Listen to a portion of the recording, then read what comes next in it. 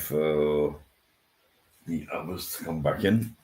For some strange reason, we had no comment in. Right, does someone want to see if they can comment? I have no idea what's happened there. I've quickly checked all the things and absolutely nothing. So I'm not sure what happened there, guys. Comments are turned off. They're still turned off. Still turned off, apparently. It was showing top chat when I first opened it. No. There is literally orientation settings are disabled while live. I've got chat on the YouTube screen now. Yeah, it just came up. Yep. And it came up on the TV as well. If Perry's watching, maybe he can try. Yeah, that's what I'm just going to do. Yeah. I'm still getting its comments are turned off.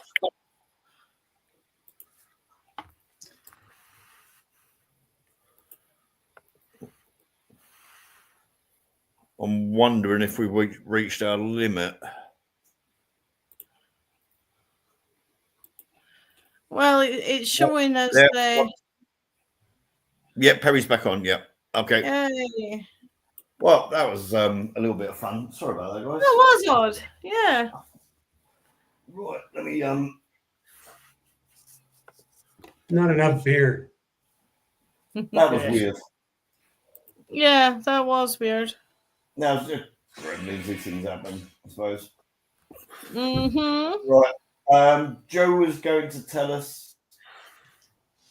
Well, I told you pretty much what I know, but I thought it was kind of interesting the story that my friend had sent. He was very excited about it. So, seeing that eyes 6 to 8 inches apart, kind of reddish, kind of noticeable in the dark. Yeah, 6 to 8 feet off. He's actually a ghost hunter, and he's on my team, or my team that I used to have in the States. He's also on my exorcist side. He works that side also. I was telling you before the gremlins didn't go out. Pond. It was 14 off around 14, 15. Tom's Pond's ground level, and at the back there's about a 15-foot high bank, and above that you've got like the normal normal fence, like what you'd see around a farm. We were sitting there doing a bit of fishing. I was using a bit of sweet corn, a bit of spam, a bit of bread and water, and I was sitting there eating the sweet corn. We heard a rustling noise from the bushes above. I thought, oh, probably a deer or something. Now, this fence, if you stood next to it, was about waist height, so not overly tall. And as we were sitting there, a dark shadow with red-coloured eyes went walking across there, stopped for a few seconds and growled. We have no idea what it was. It could have been absolutely anything. We didn't find out. We literally left our fishing rods there and run, and we didn't go back for our fishing rods until daylight. What that was, I don't know. Your fishing rods were still there, though. Yeah. Yeah, it was really, really strange. And I don't think after that we ever went night fishing there again. That area is known for black shuck sightings. We had something when I was escaped. We used to do a lot of camping. Big groups of us, up to 20 people, and 6 to a tent. We camp in a place called Middlewood, which is quite near me. We said about it before, about the supposed to be Lady of the Lake and all the rest of it. One night we were all asleep and we woke up to screaming. And one of the lads well, the whole tent, but one of the lads had seen something come under the actual tent. In those days, the ground sheet was a totally separate thing to the actual tent itself. I remember those days. And he reckoned a massive finger came under the tent, into the tent, and was poking around. He said it must have been about a good 12 to 18 inches long. Christ. You sure it weren't the Scoutmaster? Wow. No, he was in one of the other tents. We know that for a fact, and he wasn't that way inclined. Because we used to go and sit with the guides and yeah. Oh, but yeah, this was about 12 to 18 inches long and about 2 inches in diameter. there is that one. Had a nail and everything, and it was just poked in under the thing and was feeling around. We got up. We obviously, when we heard him screaming, the lads in the tent got up. We all piled out of our tent and went hunting for it. As you do.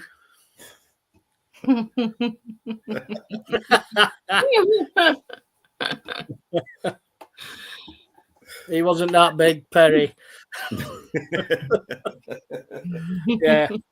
But yeah, you imagine we're all scouts, 12 to 14, 15-year-old, all out with knives. To be honest, knowing most scouts that I know, they were lucky their finger wasn't chopped off with a shovel or a penknife.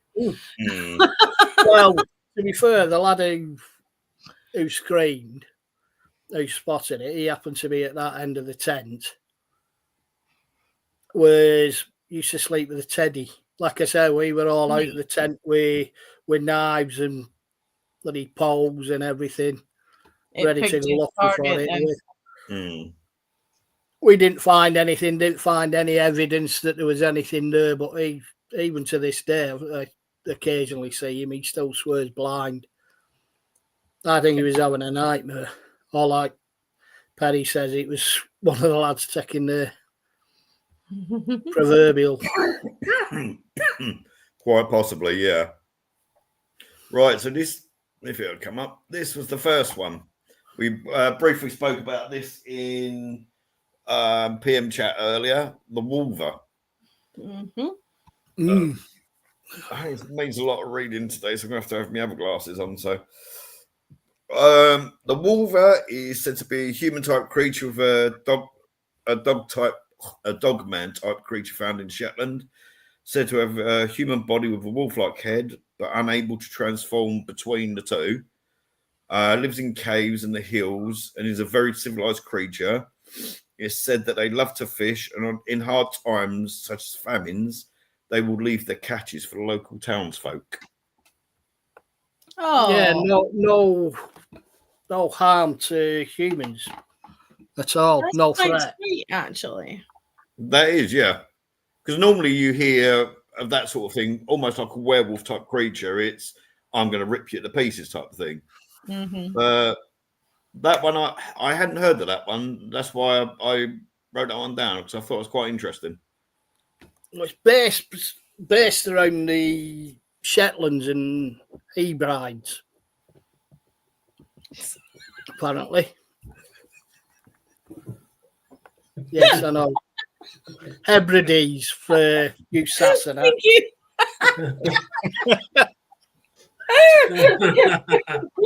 Hebrides, that's the other side of the planet, honey. It took me a second to realize what he said. That's Thailand. No, it's South Shetland, Hebrides, around there. That side of things. Someone apparently dug one up. His grandfather dug one up. Skeleton. Man's body with a wolf's head. That would have been interesting. But as usual with Probably these for things, these sort of things, there's it's always absolutely somebody's no apparently done proof. it, but there's never ever any evidence. No. You know, if you've dug something like that up, like that Bigfoot in the picture, bike, even if you're on a push bike, you would hang that Bigfoot over the saddle and balance it until you got to the local authorities. Yeah. And phone someone rather than just take a photo. Mm-hmm. Yeah, definitely. Which has to be blurry. Well, yeah, even though he was allegedly stood there right next to it, it still wasn't exactly sharp, was it? No. Well, he wasn't sharp, was he? In some ways, AI, you can have great fun with AI. There's like them Bigfoot and Yeti videos out there that are absolutely hilarious. But I've noticed so many so-called paranormal people, so many ghost hunters, so many Bigfoot hunters, so many UFO hunters are using AI. I'm clearly putting videos out that are 100% AI. Yeah. Yeah. I think AI scares the hell out of me. It's going to be the death of us. Yeah. Well, I run everything through an AI detector now anyway. It comes up and it says, yeah, it's some AI or no AI or whatever. And it's like, I just got to the point where you've got to run it through a detector. It's like that the issue I've got with AI as well is if they're letting us have the technology we've got, what the hell have they got? Hiding? It makes me wonder. I said this to you a few weeks back. James Cameron, when he came up with the idea for Terminator, he came up with it because he'd been having a series of dreams over, I think, a period of a week or something, or a few days or something. I'm wondering if it was more premonition than it was just a dream. It's like that meme that's floating around Facebook at the moment, and you've got Sarah Connor sitting with a cigarette and coffee, and it's like, Sarah Connor, watching you do everything with AI. Yeah. You brought up that picture of that creature, werewolf-like creature, a few minutes ago. I've got one in the States. It's called the Dueo. And it's a very similar to that. It's a wolf-like creature that stood upright and used its forelegs like arms. It was covered in dark fur and had a long, bushy tail. It was said to be about 6 feet tall. Interesting. According to legend, the Dueo is a mortal enemy of a snallygaster, which I'll tell you about in a second. Oh, I've heard of that one. I've heard of that one. Yep. Yep. They reportedly have had vicious encounters dating back to the early settlement of the Middletown Valley in the States. The origin of the Dueo is thought to have come from the Pennsylvania Dutch. A story circulated about the wolf-like creature similar to the Dueo, known as the Hexen wolf, which most of us have heard of that. Yeah. The legend of the Hexen wolf is told in German folklore. And the Pennsylvania Dutch, the Germans, they had a lot to do in that area. The first mention of Dueo comes from the sighting in 1944 in West Middleton, Frederick County, Maryland. Witnesses report hearing it make a frightful scream and allege that footprints were left behind. So that right there matches that picture that you got up there right now. Mm-hmm. Now a snallygaster is a mythical dragon-like beast. Could you see this thing fighting a dragon-like beast? That would be so awesome. Said to inhabit the hills of surrounding Washington and Frederick counties in Maryland. The area was settled by German immigrants beginning in the 1730s. Early accounts describe the community as being terrorized by a monster called a Schnellergeist, meaning quick spirit in German. Mm-hmm.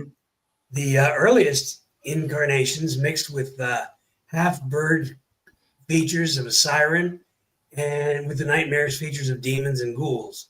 The snallygaster was described as a half-reptile, half-bird with a metallic beak lined with razor-sharp teeth. Occasionally had octopus-like tentacles. That's an interesting creature. Yeah. I think I was married to that once. Just tick all the boxes. Yeah, it does, all the way through. It swoops silently from the sky to pick up and carry off victims. The earliest stories claim that this monster sucked the blood of victims. 7-pointed stars, which reputedly kept the snallygaster at bay, can still be painted on local barns. It has been suggested that the legend was resurrected in the 19th century to frighten freed slaves. Newspaper accounts throughout February and March of 1909 describe encounters between local residents and a beast with enormous wings. A long pointed bill, claws like steel hooks, and an eye in the center of its forehead. It was described as making screeches like locomotive whistles. So there's two beasts right there that are supposedly mortal enemies of each other. I'll stick to the dog. I don't like the sound of the other thing. You couldn't pet it. No, well, you could maybe once. Yeah, you might get away from the wolf light if you throw a stick for it. Aye. The other one sounds a bit. Snallygaster does not sound good at all. No. There's also in America the beast of Bray Road. Yeah. Over in Wisconsin. Mm-hmm. Yeah.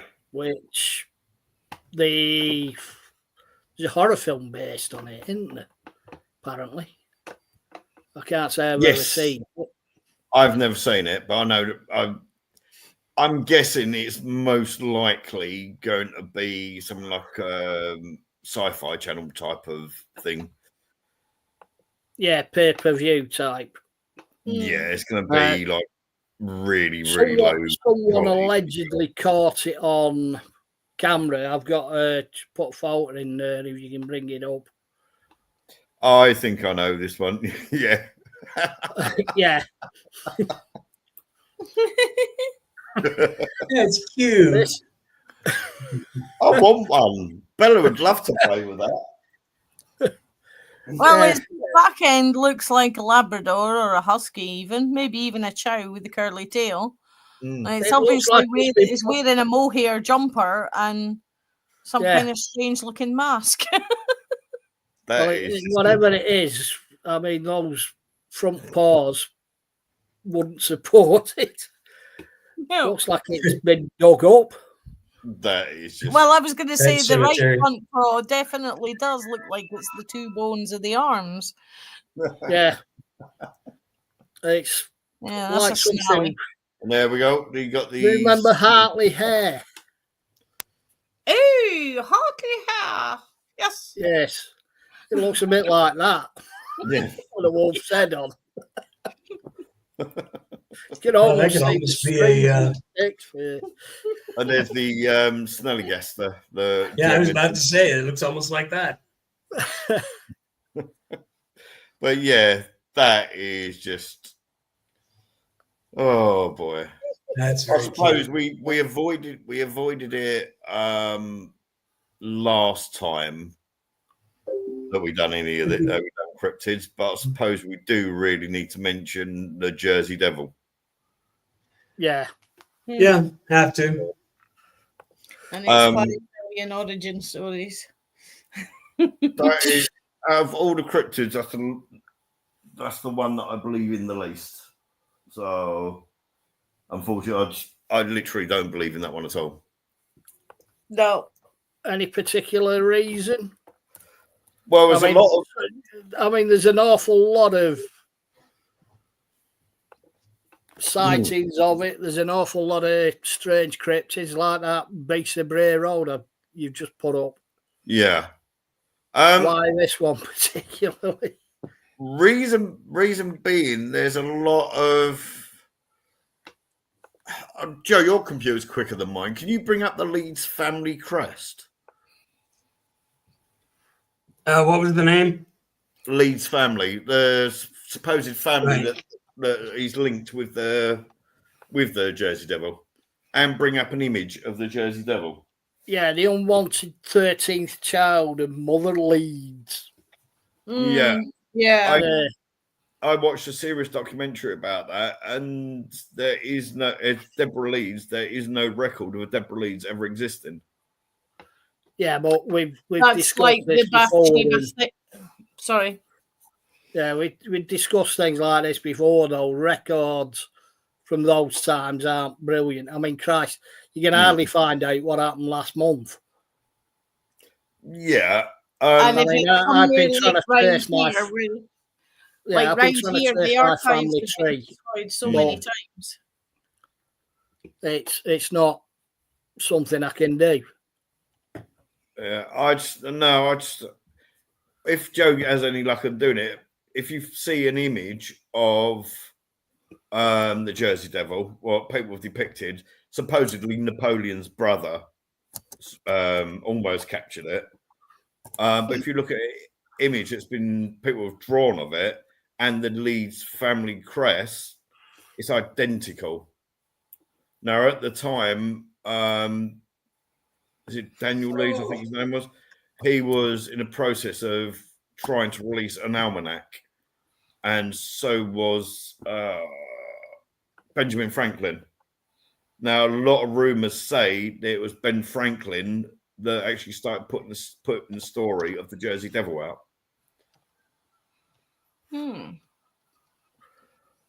To try and discredit him. Possibly. Yeah, I see what you mean about the similarity between the crests and the image. They're almost identical, aren't they? Yeah. So it's the image of the Jersey Devil there. And if Joe has had any luck. Yeah, I have. I just need to set it up here, and it's not finding it very well. Let me have a look. Save image. Oh, I see why. It didn't want to put an image type there. Where did I put it? Right, if I put that one up. Here, I've got it. Right, so you got the typical depiction of the Jersey Devil. Looks like a camel mated with a bloody bat. Yeah. Yeah, it does. Right. And there's the Jersey, it's the family crest of the family. Yeah. It's almost identical. Yeah, there's an old one. There's others in here, but that one was pretty good. Because that's older, it's probably more original. Because of course they add each new generation adds to their family crest if they're rich enough to have one. Yeah. I mean, don't forget this is going back to the 1730s. Yeah. Yes. And the thing about Napoleon's brother, one of the buildings I work in sometimes has a suite of furniture that was gifted by Napoleon to, I forget who, but the legs and armrests are effectively the same creature. Interesting. Next time I'm going through my photos, I'll send you a pic so you can see it. Yeah, that'd be interesting. Right, so there's another one that I found I hadn't heard of. Bring that image up. Right, this is Bowland Wood, and it's in Northumberland. Apparently, it's quite a popular fishing area. The first encounter with this creature was in March 2002. The man wasn't named, or the man was named, but officially he didn't want his name put out there. Apparently, while he was out fishing, he felt a sense of unease and felt like he was being watched. Then looking towards the trees, he saw a hulking figure covered in hair with exceptionally long arms. It didn't move, and the sighting only lasted a few seconds.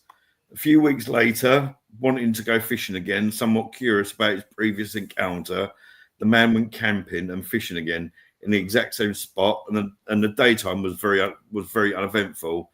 That night, while sleeping, he heard a thumping and felt the tent shake and a low guttural growl. But when he climbed out of the tent, there was nobody around. However, his bait and his catches for the day had all disappeared. A few months later, he went up there with 2 of his friends for a spot of night fishing. They took the boardwalk through the trees, and they stated it was a few minutes before midnight. Suddenly, one of the friends stopped as he had seen and heard something moving behind them. The unnamed man turned and partially obscured in the dark and by the trees was the same enormous figure. The 3 men claimed the thing's eyes were illuminated, not by torchlight, but what seemed to be internal illumination. All 3 men dropped their fishing gear and ran. Several months later, the unnamed man, whilst camping with his girlfriend, states she witnessed the same creature. She described it as a man in a monkey suit, but the size was all wrong. Something about the size was wrong. Another witness was a man walking his dog who claims to have seen a massive hair-covered creature over 6 foot tall. His dog stopped and refused to go further and was growling and barking. And also a mother taking a son through the woods, doing a little bit of forestry school for like a bit of homeschooling. Came across interwoven tree branches and a large nest on the ground made of branches and leaves on the floor. From 2000 between late 2002 and 2003, the rumour circulated in Northumberland, and a lot of local newspapers even reported on it. And for a short time, the police were even patrolling the forest. Cryptid hunters travelled as far from Devon up to Northumberland to hunt the creature. There is video footage out there of a British cryptid hunting team that was documented, and Tyne Tees television, Tyne Tees television tagged along and posted news reports and made a documentary about it as well. I've sent a picture of the main chair from that collection that was gifted by Napoleon. That's the one I just put up. Oh, that's one joke. It hasn't. Oh, hang on. It might be low down. No, it's not there, Linda. It should be in the group chat. Nope. Oh, what, on Facebook? Yeah. Hold on. Yeah, because I don't know how to do it on here. Oh, right. See where it says present right next to your. See where it says present right next to your thing. If you click on that, it'll give you an option to upload video, image, whatever, cool. And then you just put it there, and Carl can bring it right up. Oh, that's a beautiful looking chair. Just put it in. That's the main one. That's like the throne of the collection. It's the only one that hasn't been refurbished. The rest of the collection has been recovered with the same blue as the curtain behind it. That's the only one that hasn't been touched. But you see what I mean about the Jersey Devil arms? Yeah, I'll bring it up so the others can see it a bit clearer. Where did I save it? Yeah, I've put it in there, Carl. Oh, you don't have it? Oh, yeah. That is absolutely stunning. You see what I mean about the Jersey Devil arms, though? Yeah. Are they meant to be griffins? I was going to say they're documented as griffins, but that's the throne one. When you look at the others that aren't quite so grand, like the one that's to the right of it, the one that's slightly behind it, it's not quite so grand. There's a mid-range one, and the mid-range has what looks like the same creature. But see, as much as it's supposed to be kind of a griffin, the tail on that one looks like peacock feathers. The others have slightly more. It almost looks like a cross between peacock and swan. Yeah, it's a really weird thing. I think he was stone when he carved it. Yeah, pretty much. That looks comfy. Yeah, we are. I'll do a test run myself. I'm trying to get this because I've never tried this before. So I'll put it in the Facebook one first. Oh, I've just brought me. Oh, I ain't got my Facebook up, but just put it down.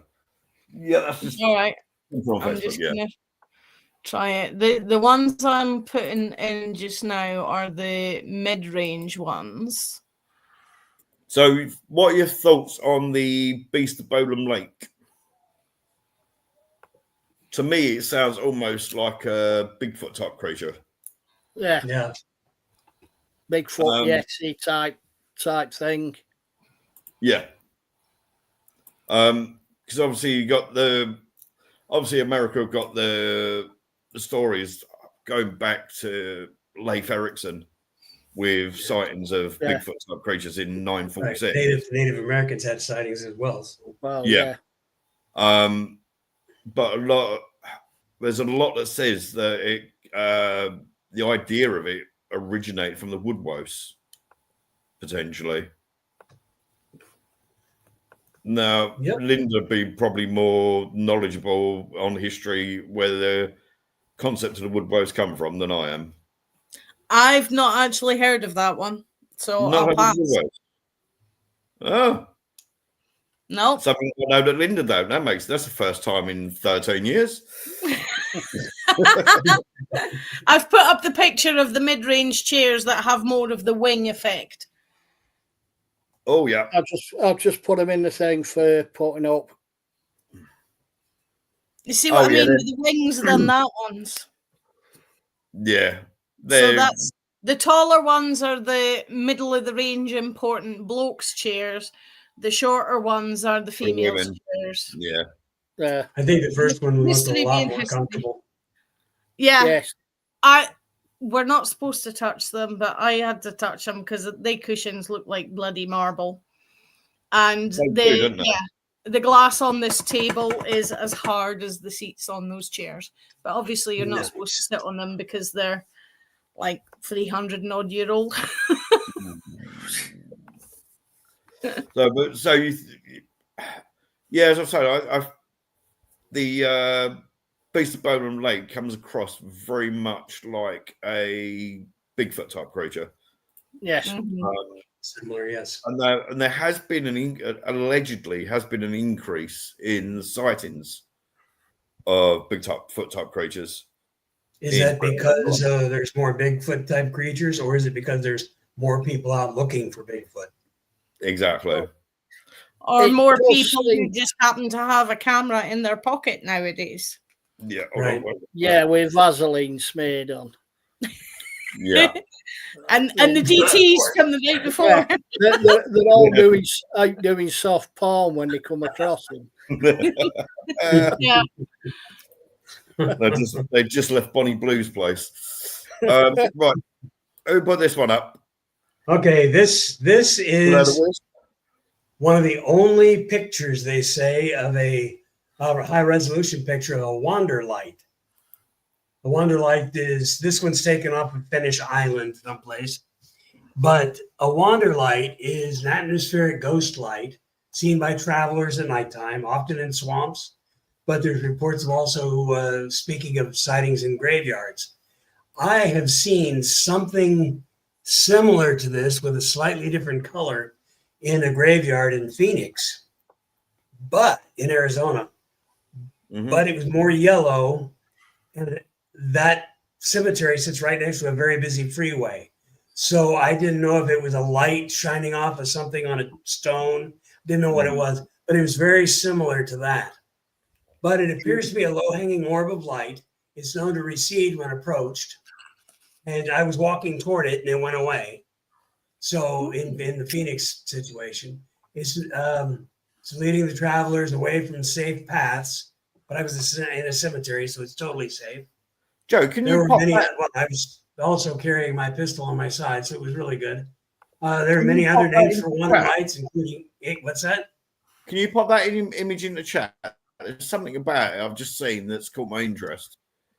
Sure. But there are many other names for the wander lights, including Ignis, Fatus, which is a medieval Latin for a foolish fire, Will o' the Wisp, Hinky Punk. Yeah, I was about to say, is it famous for Will o' the Wisp? Yeah, well, I thought that too when I first saw it, but I saw one similar to that in a cemetery in Phoenix. Started walking toward it, it went away.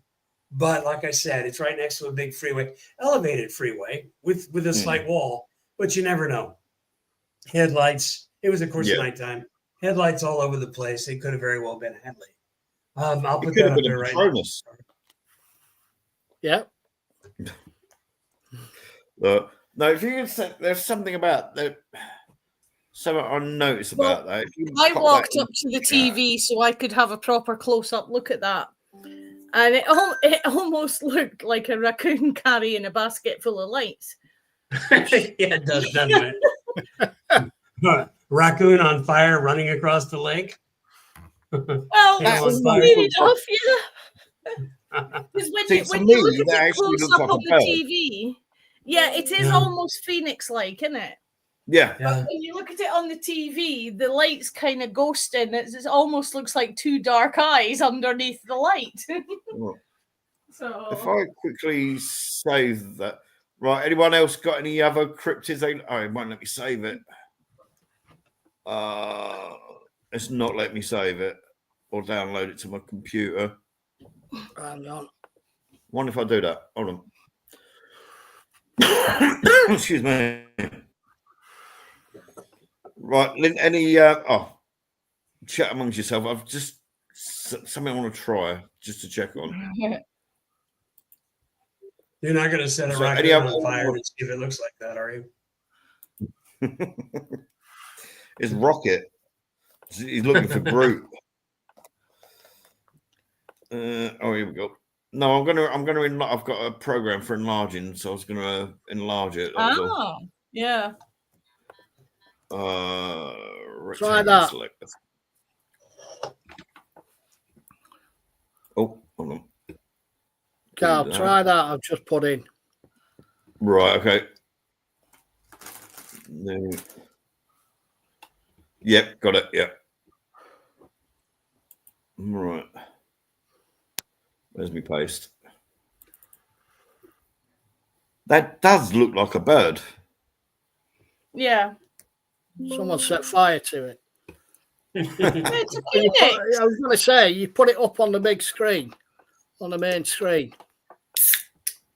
Let me. I'm going to enlarge it. I'm going to enlarge No, I it. have slightly. done.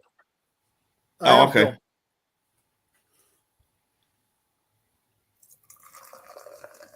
Right. That is interesting. I'm not sure what to make of that. I'm really not sure what to make of that one. No. What are your thoughts? I just thought it was interesting, and I would have called that a will-o'-the-wisp. You know, that's what I would have called it. Especially with the leading people away. Right. Because the will-o'-the-wisp is where we get the stories of the bad fairies that actually mean us harm. Correct. Oh. Yeah. Sorry, I just realised I'm almost shouting there. The folk outside will think I've gone nuts talking to myself. Right, there we go. That should be there you go. Definitely looks like a phoenix. I don't know. That could be a Bigfoot. Look how blurry it is. I can still see the raccoon carrying a basket of green fire. Yeah. Guardians of the Galaxy. Yeah. To me, that looks like a bird, some sort of raptor that's diving in for a fish, and some sort of lights reflecting off of it. Yeah, the wing positioning is perfect for that. Yeah. You know, maybe what country is that from? That picture's taken in Finland. In Finland. But they've been seen all over, Pennsylvania. They've been seen in Maryland and other places. In fact, they've been seen in Phoenix, Arizona by me. So yeah.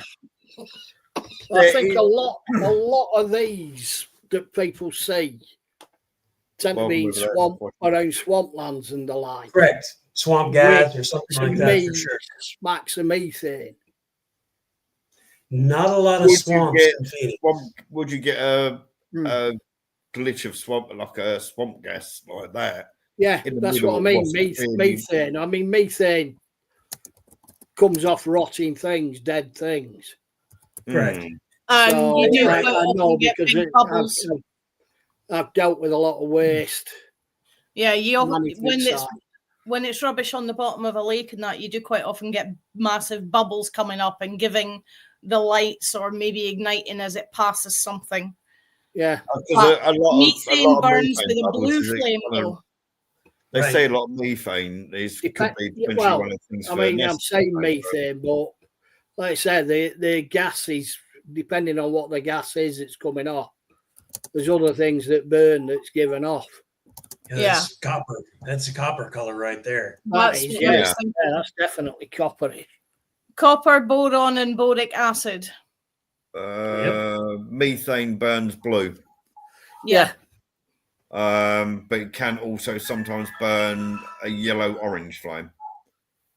It depends what's with it, what's mixed in with it. If there's other gases mixed in, like I said, when we did the waste management sites, we had to vent the stuff off, and every so often it'd catch. And you'd be stood in a field, and all of a sudden there was something like that had appeared in the middle of a field. That is most definitely interesting. I know there is one or two videos out there of alleged will-o'-the-wisp been filmed. Yeah.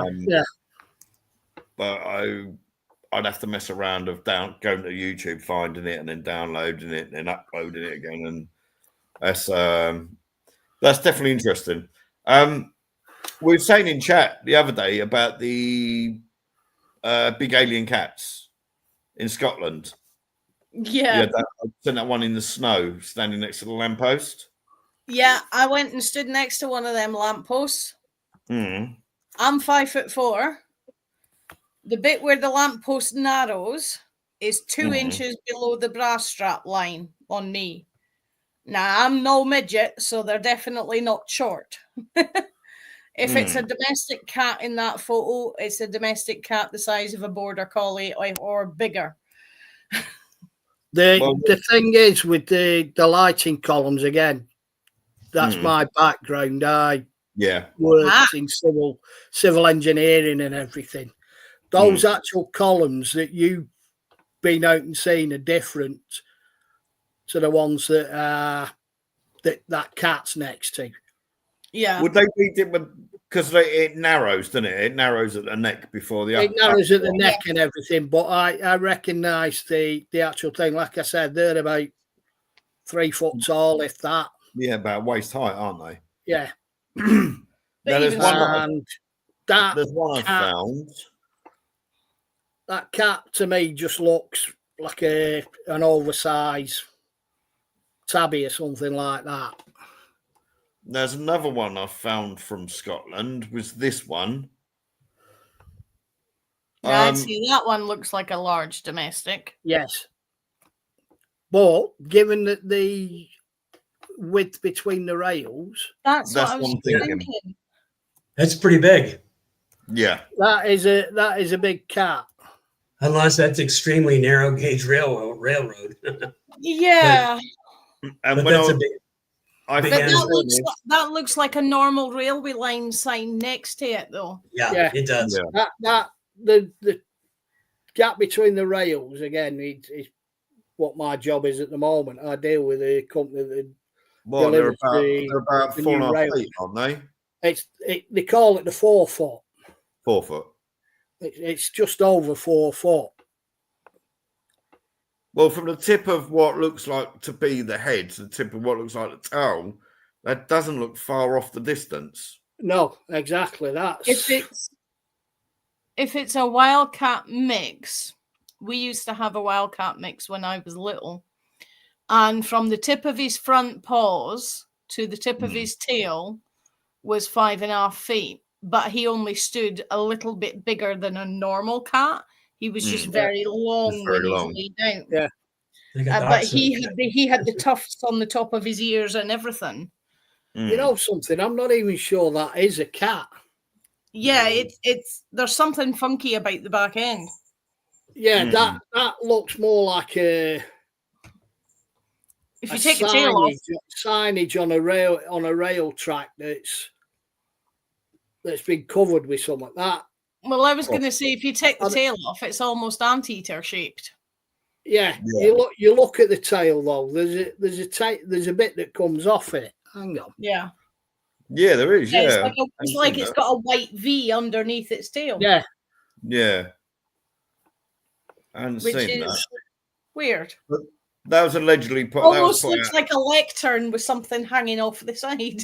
Yeah, but that was put out as another big black cat been witnessed up in Scotland, and I don't know why my brain wasn't working, but I didn't write a name down. But there was a few years ago a woman that was arrested for releasing a couple of panthers out into the English world. Well, look at the 3 lynx that were rescued recently up here. Somebody had been keeping blown them up image in the Carl. Sorry, Ian? I've just put a blown up image in the thing, so Let's have a. I don't know why it's a bit. Oh yeah, there we go. That one. Yeah, that's not an animal. No. No. Because it's got boat feet, so it's definitely a sign of some kind.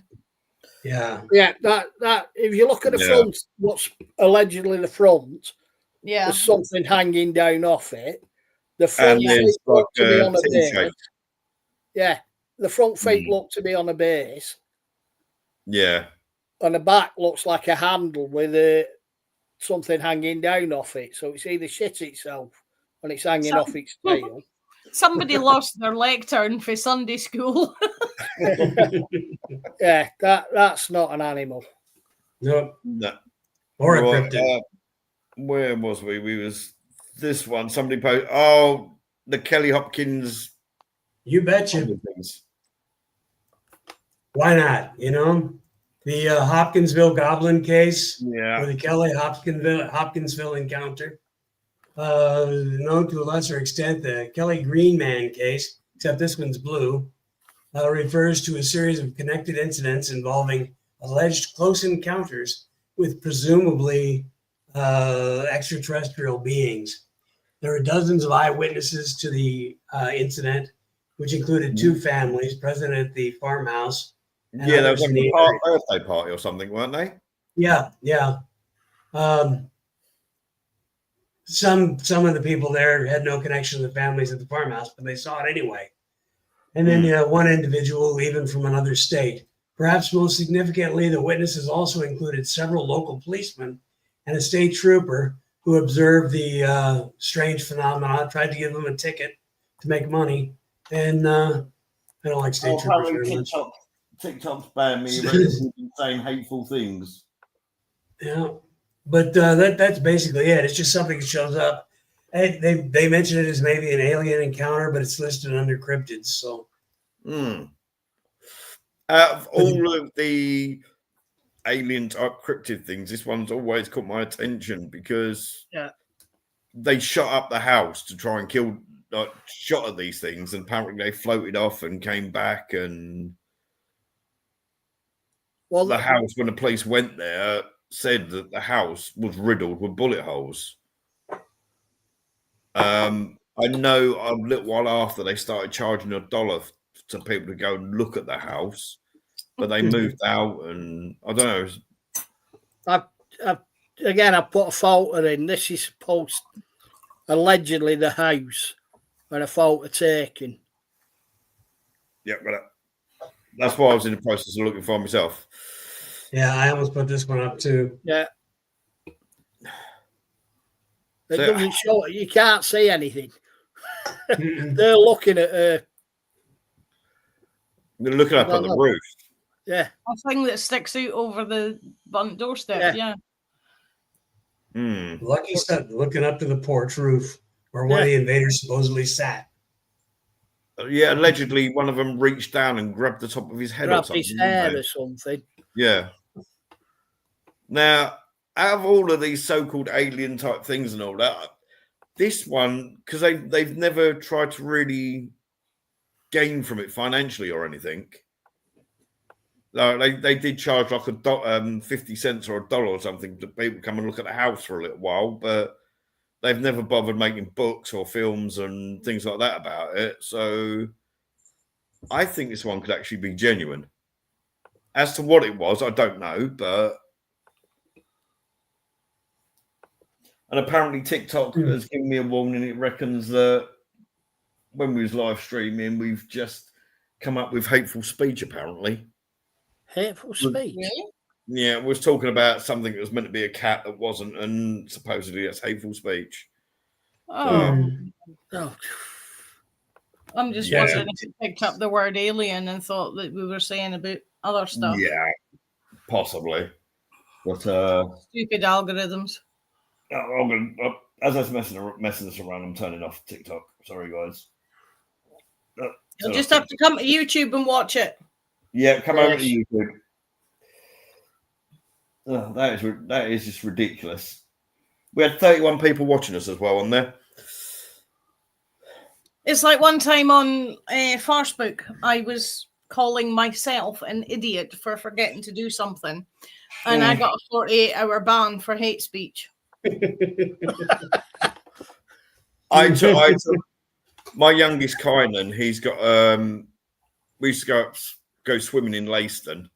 There's a swimming pool up there, and I can't. I admit I can't swim, but he came into the bigger pool, but he swam slightly further than what he should have done, so he couldn't reach the floor, and he started to drown. And I had no choice; I had to go and save him. So he had a major fear of water.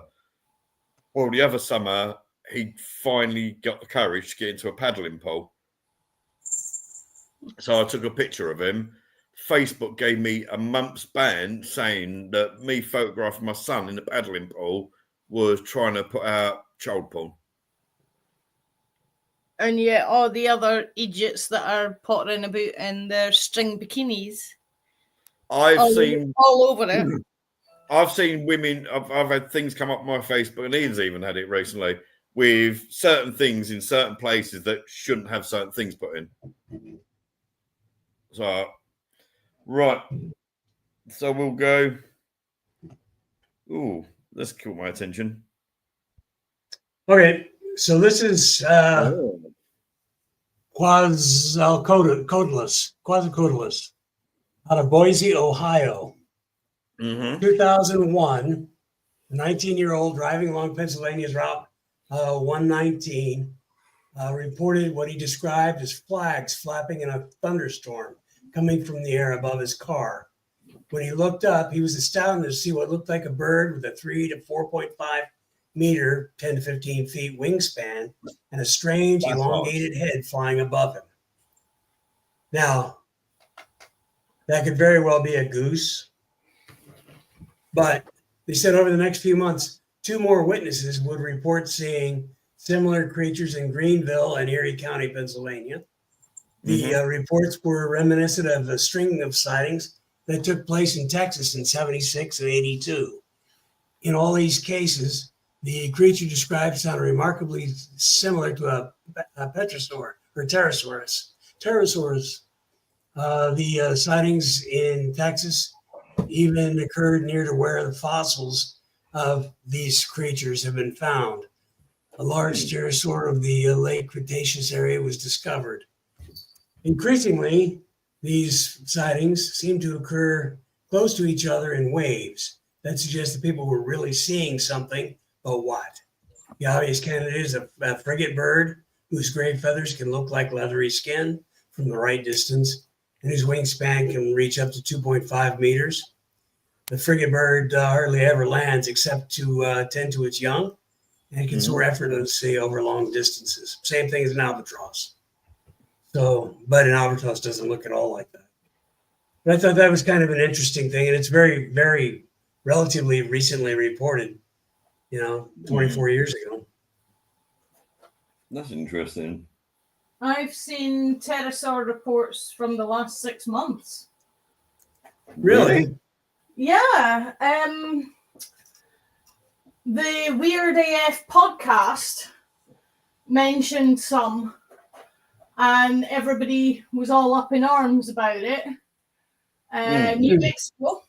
And the general consensus from Joe Public and the presenter was the person was smoking something that wasn't tobacco. But they had put this big sworn statement out, which is supposedly the same statement they gave to the police. Sorry, I'm just doing the treats for the cat so that she stays off camera for at least some of the time and stops annoying me. Bella's laying there on her back, all 4 legs in the air, snoring, and she hasn't heard Ian's voice yet. I was going to say, I've put a filter in the... But then again, I think because I decided to have that Vindaloo before I'd done the live stream, and I think that's probably why she's not coming near me. Yeah. Oh, hang on, wrong one. This one. This one, yeah. That was proven years back It's to Batman. be fake. It's Batman in training. It's... Because there's another one with guy standing against a wall with one like that, and they put it down as the Thunderbird, and there's a one with a group of cowboys that are holding one. Yeah, that to me looks man-made. Yeah, they've all been debunked. All 3 images have been debunked. Yeah. That looks like a goose body with a platypus's bill. And the wing looks like it's made out of a tractor tire. Well, the actual head on it to me looks like it's made out of a starting handle or something. Well, I was thinking goose head, but with a platypus bill or something sizable like the platypus bill. I'm wondering if it's just a goose head that's had the feathers plucked. Yeah. Yeah, possible. Possibly. But yeah, there is 3 images of this. We're now live back again on TikTok. Why it reckons he'd done that before, I have no idea. So apologies anyone that's on TikTok watching. But yeah, there's 3 images of this type of thing. I'll see if I can quickly find it there, because there's the cowboy one, for some reason, done a disappearing act off the internet for a long time. And it's only if people have got it, happen to have it still, that you can find it. But actually directly looking for it, it seems to have done a disappearing act. So I'll see if I can find that Thunderbird one. I've got a Thunderbird one here. I'm putting up just a second. Same one. I don't know if it is or not, but it's in my little. Yes, that's the one I'm thinking of. Yeah. Great minds think alike. Yeah. Wow. Obviously that's pretty but cardboard cutout. No, there has been you still get reports of Thunderbirds now. I think if I remember rightly, the last one was about 2015 or 2016, somewhere in America. Was the last usually out west. Some woman was with her husband in the garden, and allegedly a giant bird went flying over the top of their house. It was just a seagull for here. It's a Scottish seagull. Hi. I don't know if this is true. Sorry, I know it's going off topic, but I saw yesterday that some councils in Scotland, because you've had that quite severe wind, haven't you? Mm-hmm. Allegedly, some councils have been putting signs out there that if any men are going out in the street with kilts on, they must wear underwear. I saw that sign too. It's absolute garbage, because the sign says if the wind speed is over 25 miles an hour, you need to wear underwear. 25 miles an hour is a hot summer day. I just thought they're trying to get people to not be traditional. It might be something that they've put up on the Royal Mile, because it's the week of the Edinburgh Fringe as well coming up. So of course it is, yeah. So it's probably something that somebody's put up just for, that might be part of one of their street performances or whatnot. But going back to the Thunderbird, there was not prehistoric, but there was birds before they started getting smaller, that some species, their wingspan were like the size of a Cessna.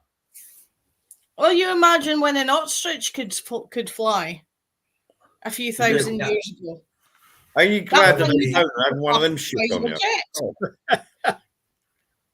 Can you imagine an ostrich flying above you and decides at that point he wants to take a dump? Yeah, you're getting drowned. You're getting crushed. Oh, I don't know why I keep. I don't know what it's been eating. Sorry, Joe, I hit the wrong one. There we go. It's all right. I'm used to it. Right, we'll go for this one because I'm assuming this is Linda's. Yep. The broken spectre. Natural effect when you have the sun behind you and cloud or mist below you. If you look down, or even if you look up, if you're in the mist bank and the sun is the other side of you, it will project your image like this, and it's known as the broken spectre. The big grey man of Ben McDooey was first reported by Professor Norrie. Mm-hmm. Professor Norrie was up there, I think it was 1880s in Ben McDooey. And he stopped and turned round because he heard footsteps in the snow behind him. And he saw this very large grey man with a heavenly halo around his head. And he was following him. Everywhere he went for the duration of the entire day as he's trying to come back down the mountain, this thing is following him and he can hear the footsteps. Now, we've lost Joe as well. so we are. The illusion has been recreated umpteen times by umpteen people. That was one of the better ones I found online. But if I can find it, I put up my own ones during a flight in 2023. Yes. I saw the broken spectre of the aeroplane that I was on. Which, if I can find a decent pic of it. The guy that reported the broken spectre, wasn't he the one that coined the term the third man syndrome? I'm not sure, but I know that he didn't report it until about 1920. So like 30, 50 years later, he was doing a presentation to the Cairngorm Climbing Society. And there's the other picture from my plane. And he was talking about it. And a lot of other climbers who were there said, yeah, we've seen that too. We've seen that too. And it's only relatively modern that we've realized it's a normal physical effect, as you can see by the photo of the airplane I've just put into the thing.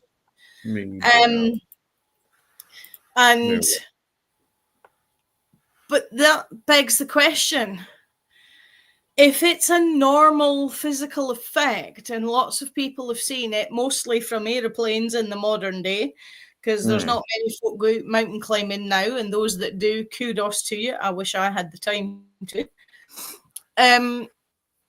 But it begs the question, Professor Norrie turned round because he heard footsteps. So was his the broken spectre, or was his actually a Yeti/Bigfoot thing? But yes, others have seen it, and they've thought it was someone from the heavenly host that's come to help them when they're struggling and they're having difficulties trying to get somewhere safe to weather out the storm that started there and stuff. And the whole third man thing, it inspires you to keep going, because even if you're scared of it, you don't want to stop just in case it is a real thing. Just in case it is real, yeah. But as I say, that photo was an example of me seeing from the aeroplane. But this is some of the modern photos that others have done. But that is absolutely stunning, isn't it? Yeah, if you've got the sun behind you and you're in a mist bank and the sun is low in comparison to your altitude, you can recreate all these photos, and some of them are really cool. Yeah, they're amazing. I mean, those you showed with the shapes, it's called, it's also known as the Fata Morgana, Fata Morgana, which is named after Morgan Le Fay. Yeah, it's a temperature inversion that causes that one. Yeah. And there was that temperature inversion one in China where they it showed the whole city. Yeah. Yeah. That if you were standing there and you saw that, no matter what, until your brain sort of like settled down, you would get freaked out by seeing that. Oh yeah, definitely. It's like the one that I sent. I'll put it up just now. There's a particular to Facebook. There's I'm just putting it into thing. Welcome. There's a particular corner in Banff. As you go around, you can see the bay in front of you. And when the temperature is only recently changed, so like relatively early in the morning, where you still have the cold hair below and the hot hair above, air, you'll see things like this. You have to rub it in, don't you? Actually lifted off of somebody's dash cam in Banff as they went round the corner. The guy said he nearly swerved off the road because he was looking at it that long. It does. It does genuinely look very, like it's very common. Very common on that particular corner, because the way Banff Harbour is, it's quite a deep bay coming in off of the main thoroughfare of the sea. Yeah. So it's quite a deep bay. So you quite often have the cold air still sitting there while the warm air's coming down off of the hill. And that's what you need for this kind of illusion. So if you look at it, I heard this with, like I say, you see it a lot at sea. It's the sun. Yeah. Yeah. You get people taking photos of a glorious sunset. And if you look at just above the horizon, but the sun's actually below the horizon. Yeah. And is actually set. If you look at that image, the very, very last lamppost there, you can just faintly make out the horizon line. Yeah. Very faintly. But I've seen an image very similar to this on a UFO documentary. There was a smaller boat that was out at sea next to a volcano that was erupting. Ooh, and that'll do it. Yeah. It's a little black boat, and it does literally look very similar to this. There's something black flying in the sky, but it's not. Yeah. You know, they've had professionals go through it and that, but that is the Fata Morgana is just.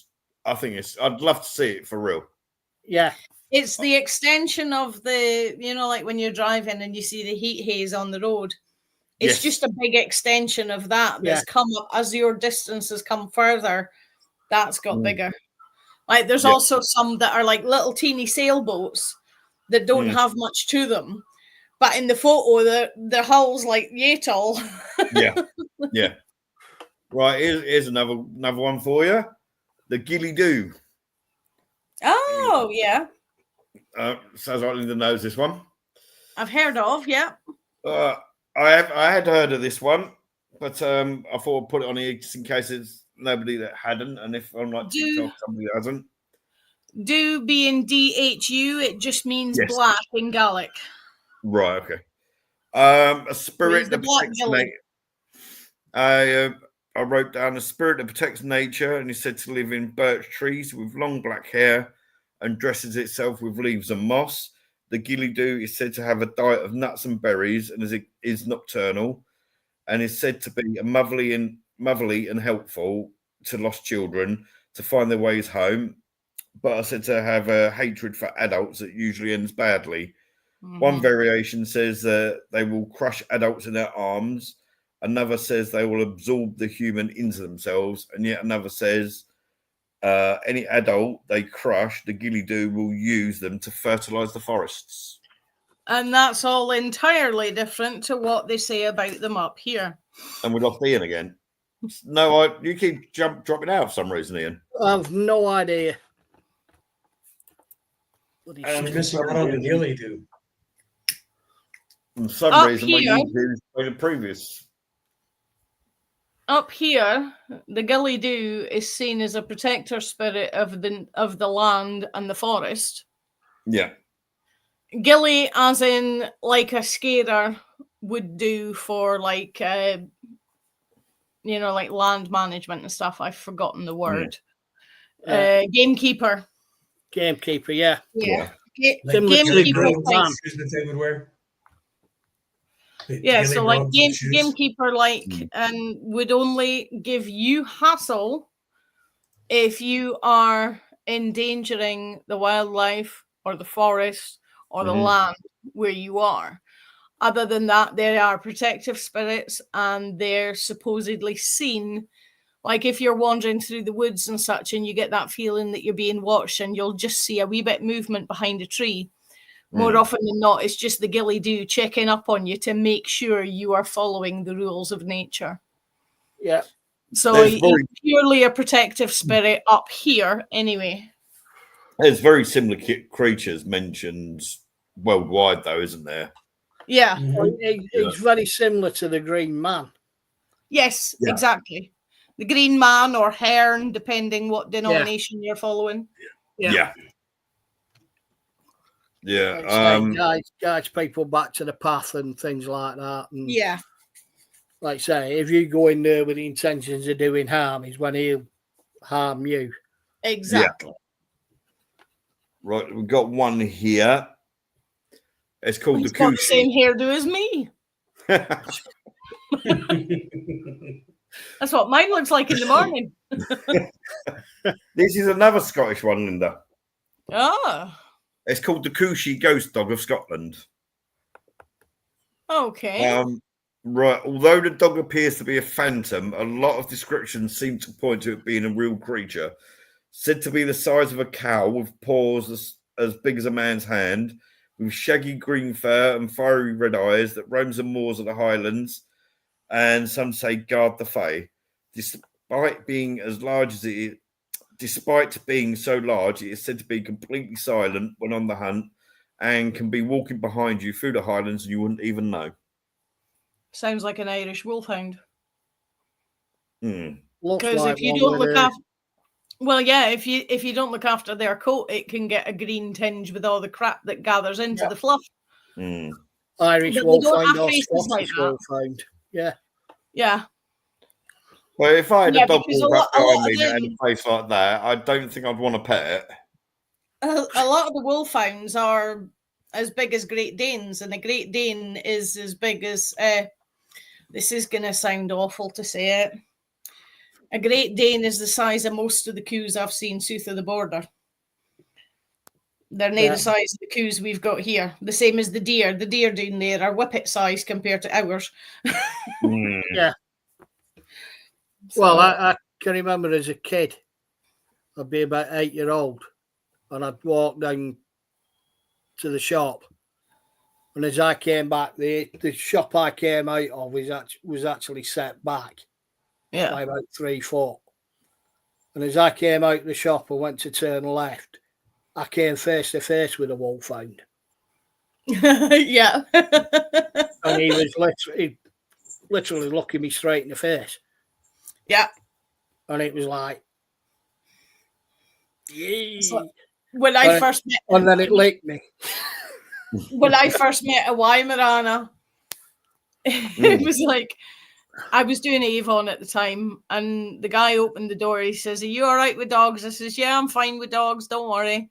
And he let him out, and he literally stood up on his back legs and put his front paws on my shoulder, and he was taller than I was. Yeah. Well, and he was only 3 years old. He wasn't even full grown.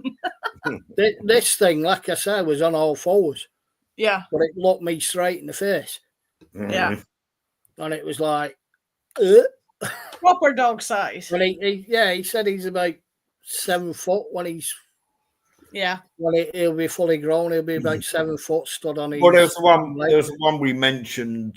There was the one we mentioned when we done cryptids last time about Black Shuck that supposedly found at Leiston Abbey. Yeah, the skeleton. See if I can find it again. I don't think I've got it on my computer anymore. I'm just going to nip away and so it's going on. Yeah, okay. No problem. The only thing I've had with any kind of personal experience would be a potential black cat. I was walking from my house to the village along the road, which was literally a mile and a half of field after field after field. The side of one field, the opposite side of one field would be the forest. The opposite side of the other field would be the old railway line. Oh, cool. It would be the old railway line. And of course, it's a big drop because it goes through a hill, the railway line. So big drop, forest and bushes and fields, nothing else. And it was warm like it is just now. And I'm wandering through. I just happened to look over and I saw this shape and I saw eyes and I thought, oh, it's one of the big deer, because it was about the size of the stags that we have. Which aren't small up your way.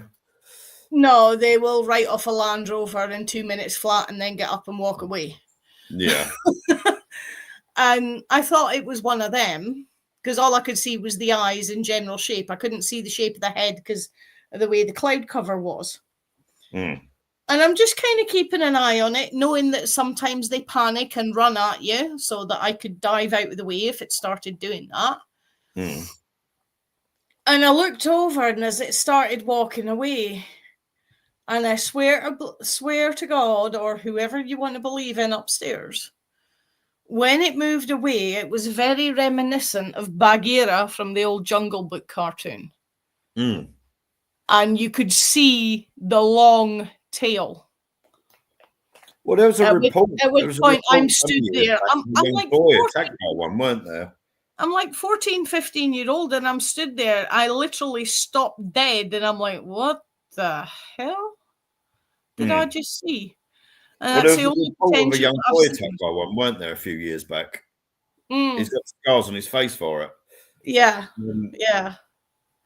But I suppose they're the same as any cat. You know, you get in the way, you're going to get hit out at. The same as any animal does. Yeah, I had to. One of my cats has done a runner because he got to no reason whatsoever. He just launched and started attacking the dog, and then he got to the stage. My other cat jumped in the defender. A black and white one literally had its mouth around the nose and muzzle of my black cat, and it was literally trying to suffocate him. So, yeah, they will attack, and Freddie weren't the friendliest cat in the world in the first place, but for him to go, like, the kids were terrified, bless them. Petrified. But I had no choice. I had to literally throw him out, or he would have killed Deaky, unfortunately. But everything all right, Ian? Yeah. It's just me. Light kept coming on outside. It's neighbour prattling around with his car. Right. There we go. That's the body that was dug up at Leiston Abbey. That is a very long spine. From top of the nose to the tip of the tail was 7.5 feet. Yeah. They did do DNA tests on it. Because people were saying, oh, it's hundreds, it may be 200 or 300 years old. But from what I remember, because I can't really remember much about it, but I think they said it was only about 60 or 70-year-old skeleton. It weren't as old as people were claiming it to be, and it was believed to be some type of wolfhound. But Leiston Abbey, that's not a wolfhound. Looking at the teeth, that looks more. That looks more horse-like or deer-like. Yeah, because the teeth mesh in too well to be full-on predator. It was confirmed from the DNA that it was a dog, though. Yeah. But I moved to where I am now before the final results came out. I've just never bothered getting around to looking it up. But it's one of the Leiston Abbey is one of the areas where Black Chook supposedly goes, and where we went. Well, we travelled, took the kids because they wanted to go and see some old buildings. So I like the old buildings. And my CJ wanted to try and do a little ghost hunt Bungay Castle. We went all the way up there, and it was all cordoned off, railings up, everything. And apparently it's closed for 3 years. But the National Heritage Trust didn't bother actually putting it on their website.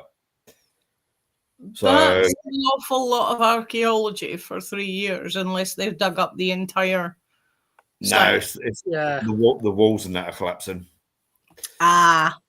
So yeah, working in the heritage side of things, we have a building that the basement of it has been shut for about 9 years. Bear in mind, the basement's holding up the rest of the building. Mm-hmm. It can take a while to raise the money and find the workers who have the skills with the stonework to do stuff like that, because your modern masons don't really have the old skills anymore. When we was there was literally only 2 builders working on it. Yeah. That's pretty normal. It's like our local works depot for that same thing has about 15 to 20 staff, but because there's so much needs doing, there's only ever 1 or 2 at any given site, even if like half the building is collapsing. So it's an unfortunate thing. So folks, if you're looking for apprenticeships, English Heritage, Historic Scotland, Isle of Man Heritage, and Cadw, the Welsh one, they are always looking for stonemasons apprentices. Get into it if you can, especially if you're into old buildings. Yeah. Well, when Notre Dame went up in flames, the majority of them shipped over there and were making an absolute fortune. God, I can imagine. That's it. I mean, the guys that built these buildings could name their price. I mean, one team that worked on the building that I work in 1270 also worked on Lincoln Cathedral down south, and they also worked on Amiens Cathedral. So these boys could name their price even back then. Oh, yeah. Yeah. Well, Bungay Castle's got a lot. The Biggood family have got there's a lot of legends with the Black Shuck for Bungay Castle. One thing led to another. The king got greedy. I think it was Richard Biggood, I think it was, refused to pay taxes, and this, that, and the other happened. Apparently, the Black Shuck stalks around there. That's one of the stories for it as well. That and it's supposedly from there the old Outborough Black Shuck attack happened with the burn marks on the door. Now I've actually been down there. Yeah, he's left scorch marks on the door or something, didn't he, when he burst through? I was not impressed with it at all. I went down there and I did do a little investigation, and I was not impressed at all. To me, it looks like somebody's tried re-straightening like the metal struts for the door, and they've accidentally caught it with a hot poker or something. It don't look. It's not impressive at all. Yeah. However, when I was in there, though, I did do I don't know if I've still got the EVP, but I did an EVP session in there. And I said, if there's any spirits around here, will you hear when the dog broke into the church? And I got a yes reply EVP. So, but that was literally all I got. I didn't think there's no sense of. Yeah, but that could have been a Jack Russell. Yeah. How vicious they are, more likely than not, it was a Chihuahua. Yeah. Yeah. Or a Yorkshire Terrier. Yeah, they can be vicious little bastards, they can. Yeah. There's one, dog syndrome. There's one here. It's called the Slewer. Said to be interested in taking the souls of the sick and dying, but will at times take a healthy soul. The Slewer take the souls from the dying to move them on, not to move them on to the afterlife, but to transform them into a more slewer. Tradition says they are seen in the sky as a mass, as if it's hundreds, if not thousands of blackbirds, like blackbirds, crows, rooks, or ravens. They are described as having leathery wings over a bony body frame with sparse, long black hair on their heads. It's said that if they are hunting you, the only way to save yourself is to offer the immortal soul of another person to them. That's that things of Harry Potter. Yeah. Dementors. Yeah, the Dementors. Yeah. I'm wondering if that's where she got the idea Maybe from. she got the idea from, yeah. Possibly. Well, people crap me up when they read a book and say, "Oh, they've nicked that off such and such." Yeah. You read Teddy Pratchett, Yeah. and people like that. You read stuff like that. Oh, yeah, it's just because you don't recognise the phrase, or it's definitely come from somewhere. Mm-hmm. Oh, she sees that. Well, yeah, of course she has. Yeah. It's what they do. It's what authors do. You take inspiration from something, and when you write about the thing that's inspired you about, it's automatically going to have flavors of the original thing that inspired you. Yeah, exactly. The areas that Joe grew up in, because you grew up in Alaska, didn't you, Joe? Well, I spent a lot of time there, yeah. Yeah, so Alaska is well known for cryptids. Mm-hmm. Yes. So you must have heard plenty of the stories of them growing up. I heard quite a few, yeah. Any favourites that come to mind? No, just any of them. Any of them are fine. I mean, there's so much stuff up there with the natives and everything that goes on in the stories, and awesome stuff. Yeah. Right. There's one that I found. Sorry, go on. I did see one video from a reservation. I think it's more like Arizona area because it was very desert type area. And they couldn't make up their mind if it was a ghost or a cryptid or a what. Mm. They had poltergeist activity in the houses around. It's like it's the center of the village, and there's like a pole with a circle around it, almost like a flagpole, but they use it for meetings of some kind. Yeah. And it's near a totem pole. It's more like a flagpole. And there's weird stuff happening in the houses around it that's like poltergeist activity and stuff. And one woman is she's not the medicine woman of the tribe. She's like the second one down. Mm-hmm. And she chased it out of somebody's house.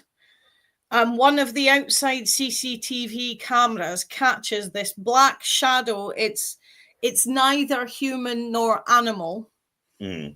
But if it was a human, it would be bobbed down, like, like when you bob down like you're sat down and you're grabbing your toes kind of thing. Yeah. It would be running like that. Okay. So this is why I say it's neither human nor animal. And it gets to the circle where the pole is and disappears into the ground. But there's no hole in the ground. That's interesting. And I can't even remember what program it was on. It was one of these little excerpts from people's CCTV things. I've heard about that one. I know what that one is. So, but that was all. It just sprung to mind when we were on about tribal stuff. So, I'm really regretting eating that vindaloo now. I think that's why the dog's not come near me. Right. So this is, take it, is the Kwalu Palik. It is. It's basically from the Inuit people of Alaska and northern Canada. It's a human-like creature who lived in the cold, cold Arctic waters, and they have fins on their heads and limbs, hair that looks like seaweed, and webbed hands and feet, kind of like maybe a mermaid. Their webbed hands have long claws to capture and kill their prey, and yes, humans are on the menu, of course. Most stories say they prefer children, especially ones that don't heed their cautionary tales told by their parents and grandparents. So another one of those, you better be good or else. It's Krampus. One interesting thing about this one is that it wears a large pouch on its back, like the Inuit parents do, in order to capture kids. The parents don't capture kids, but this creature does. Another reason why they prefer children is to use their energy as a battery of sorts, exploiting their energy to remain youthful and strong. Guard your kids, especially if you're in Alaska. If you can, hang on, I can't get the image to come off. There we go. If you can get your mind to go back that far, about 15, 16 years ago, I'd done a written interview for you when I was doing my blog page, Joe. We've only known each other 15 minutes. I mean, come on. Yeah, I remember. But the same day Never that seen you before in your I life. done that written interview with you, I'd actually posted about the Kwali Palak. Actually, Yep, I remember. that was one of the first times I'd ever heard of that one, and it absolutely fascinated me. It absolutely fascinated me. I read it. I think I put it on there. It was a weaved basket they've got on their back. Mm-hmm. But it's clearly like Jenny Greenteeth and things like that. It's a cautionary tale.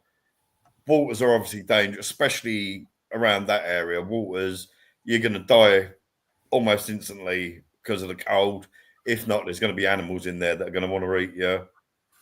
Well, Right. even here, the sea temperatures here, you've got 3 minutes.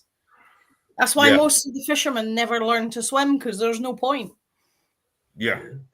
We were up at Northumberland around, well, in that area up there, Annick and places like that, and Bamborough Castle.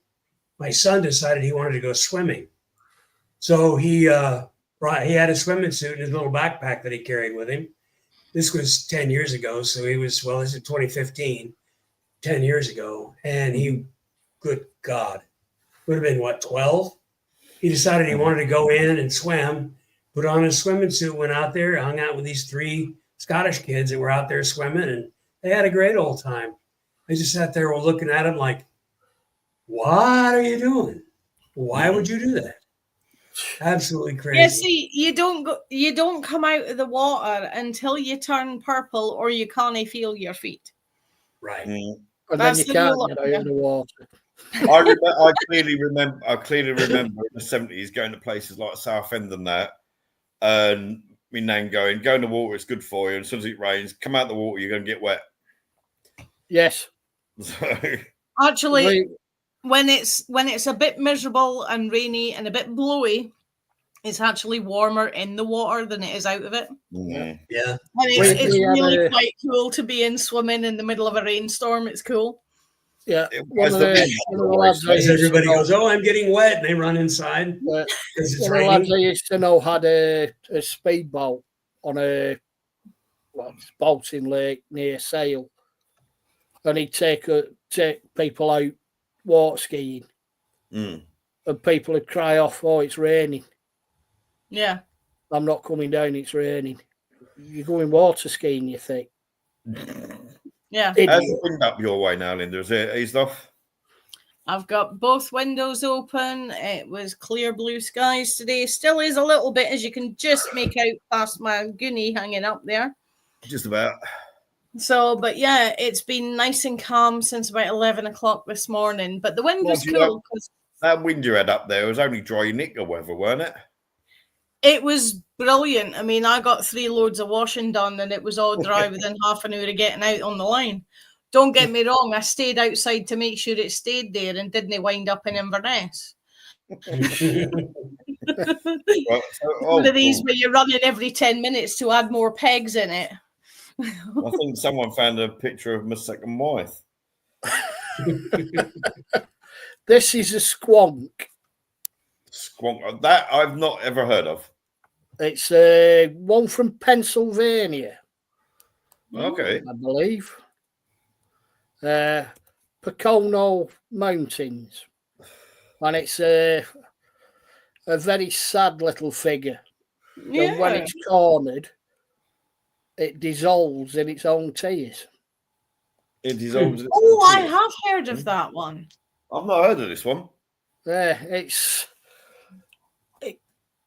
a sad little thing, and the lumberjacks and that hear his cries and everything as it's wandering around, and it follows a path through the forest crying, and it's got very warty skin, pig-like animal, ugly in appearance, but whenever it's been cornered, it just curls up and dissolves into its own tears. It looks like an old man's scrotum. Maybe he's crying because they're destroying his habitat. Yeah, well, yeah. And we got this one here that somebody's posted. Yeah, that is another Alaska one. Inuit legends come through again with this wolf-like creature called the adlet. Yes, I've heard of that one. Yeah. They're a race of people who have the lower body of a dog and the upper body of a human. This race is also found in Greenland, though they're called the Kiglet. Sorry, I can't pronounce that. According to legend, they're taller than humans, run very fast, and if they stumble across a human, it results in a fight. The Adlet people are also able to see in the dark and have a keen sense of hearing and smell. Some researchers have actually linked the Adlet to werewolves. I can see the link, Yeah. Oh, I've got to show off my new T-shirt I ordered. All the horror. It's got a lot of cool people in it. See, AI is useful sometimes. A load of horror characters through AI turned into Pixar characters. Well, it's so bloody warm in here. I have one. I did mention this to you in chat earlier. I'm probably going to badly butcher some of the pronunciations, but the demon beast of Kinrow. Mm-hmm. But it's spelled Kinrive. You did explain that earlier. I'm not even going to attempt it. Gaelics like Welsh, you only pronounce half of the letters and hardly any of the vowels. Kind of like French too. Yeah. Right. Apparently it started in April 1903. The villagers gathered around in the center of a village, wondering why the sun had disappeared. A thick cloud of black smoke was billowing up from the south and traveling north, being pushed north by the wind. The source of the smoke soon became apparent as a lone cottage on a dark, bleak Scottish hillside was on fire. Built by Andrew McCrae, a labourer and shepherd, who had lived there with his wife and children, but upon moving in, the newlyweds had problems, and in later years, hikers and travellers who stayed would often leave in hurry and fear. A local shepherd, but not McCrae, went to where the property was to see if anyone was injured and to render any possible assistance, but found only smouldering rubble. The shepherd walked closer to the burnt-out building, calling, "Is anybody there?" Whereupon he was met by a guttural roar like that of a wild creature, and upon the roar, the ruins erupted back into flames again. The shepherd grabbed his horse, who was going wild with fear. Right, there we go. Back to the McCraes, who moved into the house in 1890 and hadn't been living there long before strange things began to happen. They were nightly plagued by whistles from an unknown source that grew in intensity, excuse me, to the point that they would have to put wadding in their ears, and the dog would fight desperately to get out of the cottage. Poltergeist type activity began. Good nabbing, Stefan. Yeah, check that out. Where was we? Poltergeist type activity began from things like plates being thrown to bed sheets being pulled off the sleeping children, to full urns of milk evaporating even in the depths of winter. The McCraes moved out to live with family for a year, and the village would often say a prayer on a Sunday at the church gathering. The family decided to move back in, but within hours of returning, the activity all started again. I keep trying to move my mouse, which is for the laptop I'm using, and I'm looking at the other laptop to read it.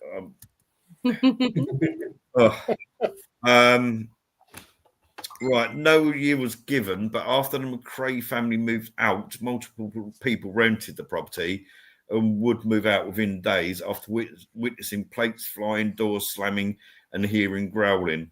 One occupier states he woke to see a large humanoid with a bull's head screaming at him and speaking in a strange accent. A tramp wandering the hills looking for somewhere to get away from the snow had been told of the about the cottage being empty, so he went there to try and sleep. Some villagers did, however, say to him it was unwise to go there. A few days later, a farmer noticed that nobody had come back down the hill, so he went to investigate, shouting, "Are you in there?" He got no reply. The farmer then looked through the cottage door and saw the man laying on the floor in the corner and not responding to knocks on the window and shouting.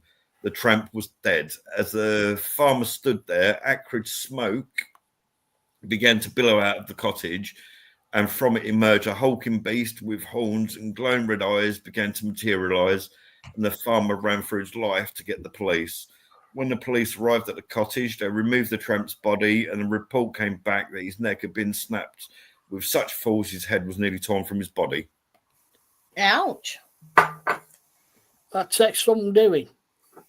Yeah. Yeah. Even breaking a neck would take a lot of doing. Technique. Mm-hmm. What are your thoughts on that one? Yeah. Well, Plausible. It there's does come so much. more There's so much land. There's so much land that isn't inhabited, especially this side of the border. There could be God knows what out there. Yeah. You know, I mean, Christ, even around here, we've got a wild population of mink because the tree huggers released them in the 1970s, and now they're a danger to the public in certain areas. Yeah, we've got them down here as well.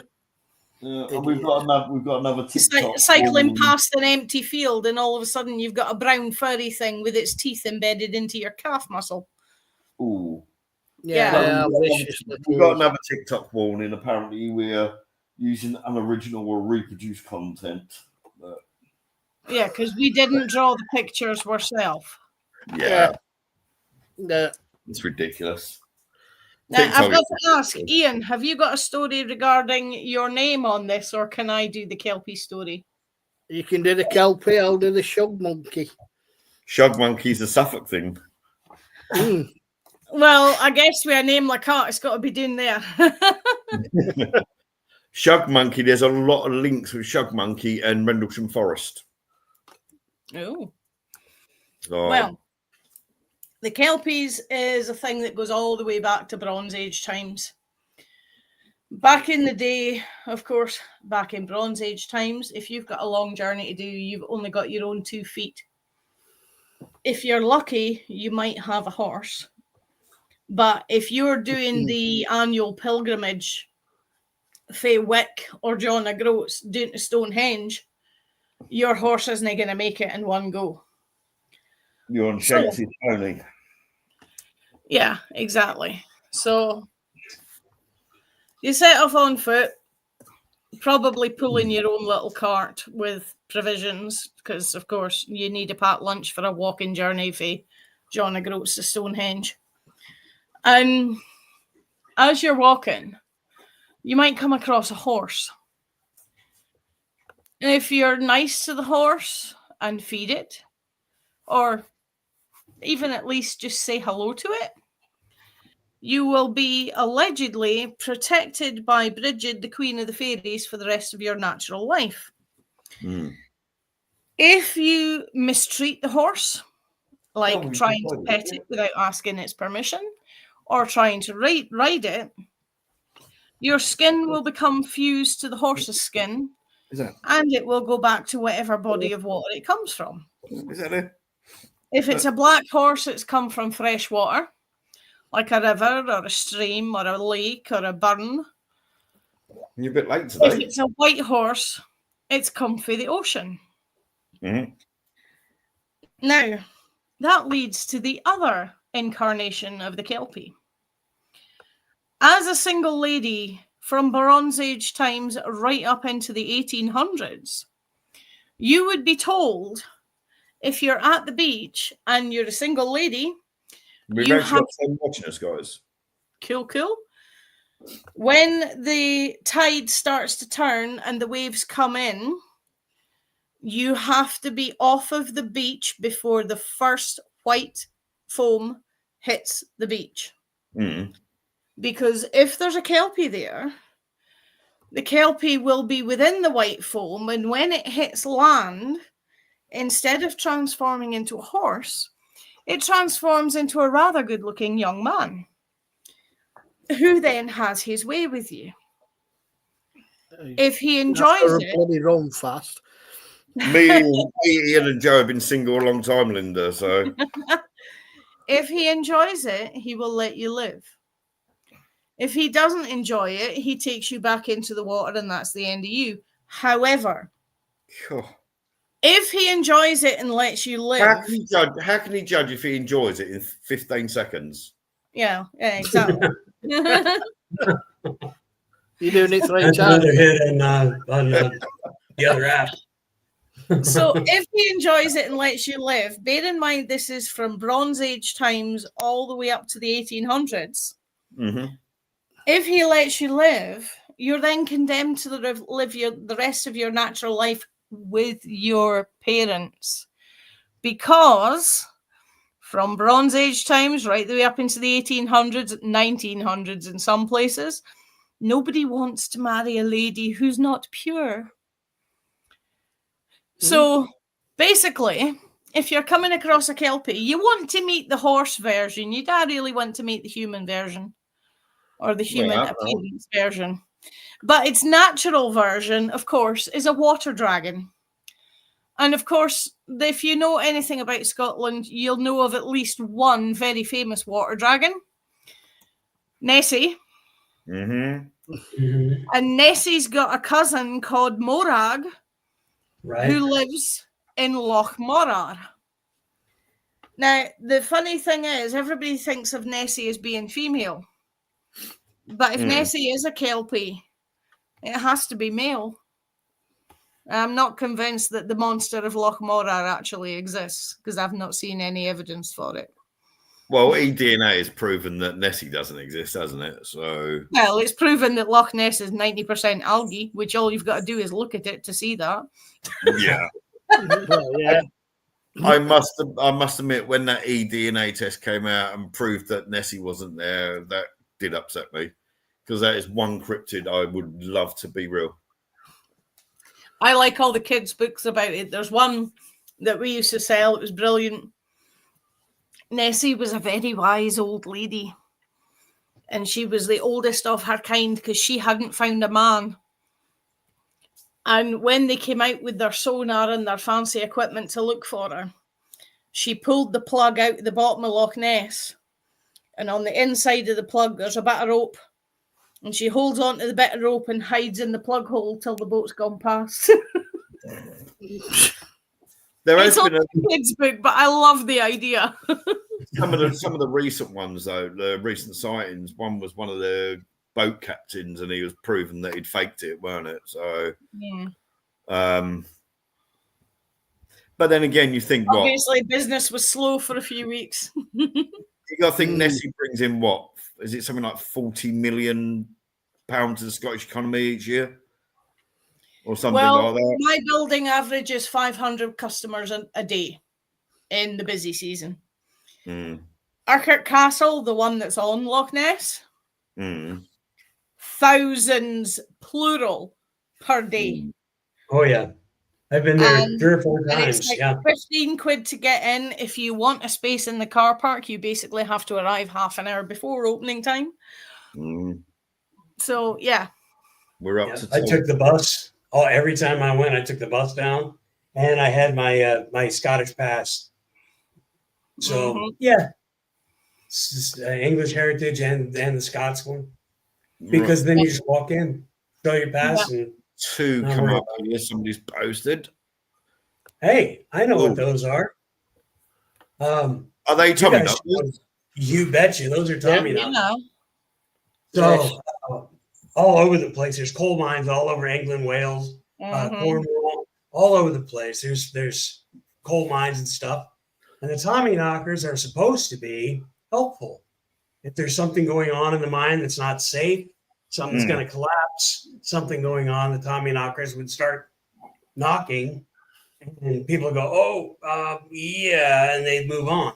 When a mine closed down, the miners would go, okay, this mine is closing down. We don't, it's you guys get out of here. And they have to leave the mine open for a little while so the Tommy knockers could go out and move to the next mine. I thought that was kind of cool. I think it was Pennsylvania. Doesn't legend say that you have to leave them some like ham and cheese or something? Leave them offerings and stuff. I mean, that's with anything. But in Pennsylvania, I think it was Pennsylvania, they had a mine shut down, and the owners went in, locked it all up, closed all the holes up and everything. That was it. And the miners were going, hey, you really need to open that up. And finally they did, and gave the Tommyknockers time to get out and move on to the next mine. Otherwise, they would have been stuck there. But Stefan, have you ever heard of such a violent poltergeist as that? I'll take it that's the beast one I was mentioning. There are tales everywhere of poltergeists as violent as that. It's quite common. The poltergeist activity I had when I was with my eldest boy's mum, that got pretty violent at times. There was another one that somebody has posted. I'm not sure who posted this, but I know the image. That's at the airport, isn't it? Yeah, that's the Kelpies. Yeah. No, I can't. That's somewhere in America, isn't it? If I remember rightly. No, it's in Scotland. Oh, is it? I'm thinking of a different one because there's something similar to that in America, isn't there? Not that I'm aware of. Not that I'm aware of either. You might have seen it in lots of photos from Americans because they all go there. Yeah, it's in Falkirk, I believe. Oh, okay. I'm trying to remember. Grangemouth in Scotland. Yeah. Let me. They're absolutely massive.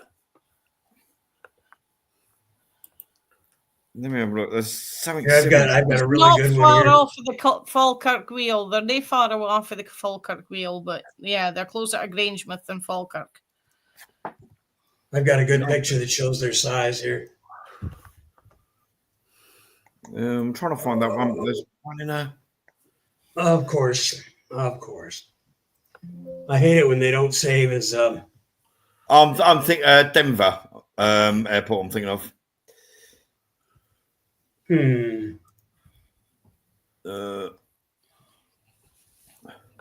really hate it when they don't save as a standard picture. Yeah. Hang on, I've got another one. Desktop. I'm starting to get the hang of using this now. Yeah, try that one. Try that one, Carl. Yeah.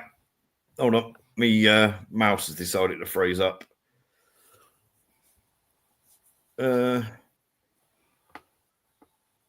the hell? Oh. There you go. Someone's put in Denver Airport has a horse outside. Yeah, that's the one I'm thinking of. All right. Yeah. So, and Cheers. they are. I've been there a couple of times. Never noticed it. And apparently Can't be that big then. the walls have got the weird images all over it. Oh, Christ sake. Sorry, as I was clicking on that image, it moved. Cool. They have some size to that, yeah. Yeah, they are massive. Yeah. I've never seen them in the flesh yet, but I intend to. And they're meant to be Kelpies? Yeah. Yes. They're a celebration of Kelpies. And whereabouts in Scotland did you say that was? Beside Falkirk. Well, Grangemouth. I'm zooming out. So, Faye, Edinburgh, about 70 miles from Edinburgh, if that. Okay. That's interesting. Going further up the Forth Channel. So. I think this is one Joe put up. Wow, they are immense, aren't they? They are huge. I think my middle boy, I think I'd actually, even though he loves animals, I think that'd actually scare the hell out of him. Mm-hmm. You'd be okay if you saw him from that distance. Any closer would freak out most kids. Yeah, some kind of dinosaur or something. And what are they? Stone? Are they made of or metal? Metal. Or... They're metal sheets. Metal sheets held together, and they've got different coloured lighting within them, so it changes every now and again. And then you have like when you have the themed colours with the purples and the blues and stuff. They do different colour themes for different illnesses and stuff. That is definitely impressive looking. Mm-hmm. I think, was it not the same guy that did the Angel of the North? I've got that stuck in my head. It might not be. I'm not sure. They just put up a lighted one there. Oh, hold on. Of the Kelpies. Let me check that out. Oh, wow. Yeah. Yeah. That is impressive. They are very, very impressive when they do their light shows. Right, so Ian's part now. The shug monkey. The shug monkey. A speciality around Cambridgeshire, apparently. Set out the body of a jet black shaggy sheepdog and the face of a monkey with staring eyes. It's not believed to be an escaped primate, which is what some people have been trying to say. Yeah. Nor is it a cryptid hominid like Bigfoot or Yeti. No, it appeared from the stories I've heard about it, the few stories I've read up about it, it appears to be something completely different. Yeah, it's... Some people say it's a variation on Black Shuck or the Black Dog. It's not allegedly not been seen since World War II. So the theory is that it was possibly made extinct with the German bombings. Possibly. As I said, there are reports from around Rendlesham Forest of shug monkey sightings, if you look into it. So England's not known for primates. No. So what it could be, I don't know. It does. I'll tell you what it does remind me of a little is some of the tales from Cannock Chase. Yeah, we spoke about this several times over chat, yeah, over our chats as to different areas having different variations of the same. Yeah. Let's say, is it Black Shuck? Is it the Black Dog? Is it Hound of the Baskervilles? Sorry, need bathroom break. So, yeah, what is it? I mean, shug is thought to come from the Old English word for demon. But it could also be, given where it originates from, most of the stories, it could also be East Anglia for shaggy. So... Well, up here, shug is used for your drinking pal that comes to the bar with you, but you didn't actually ken his name. It's shug. Yeah. Oh, sorry, dog's pinching me seat. Get out of the way, you. No, Ian, don't want to see you. Go on, go lay down. Nick, don't. She's now sulking. That was a sigh like anything. Oh, does he not want to say hello to you today?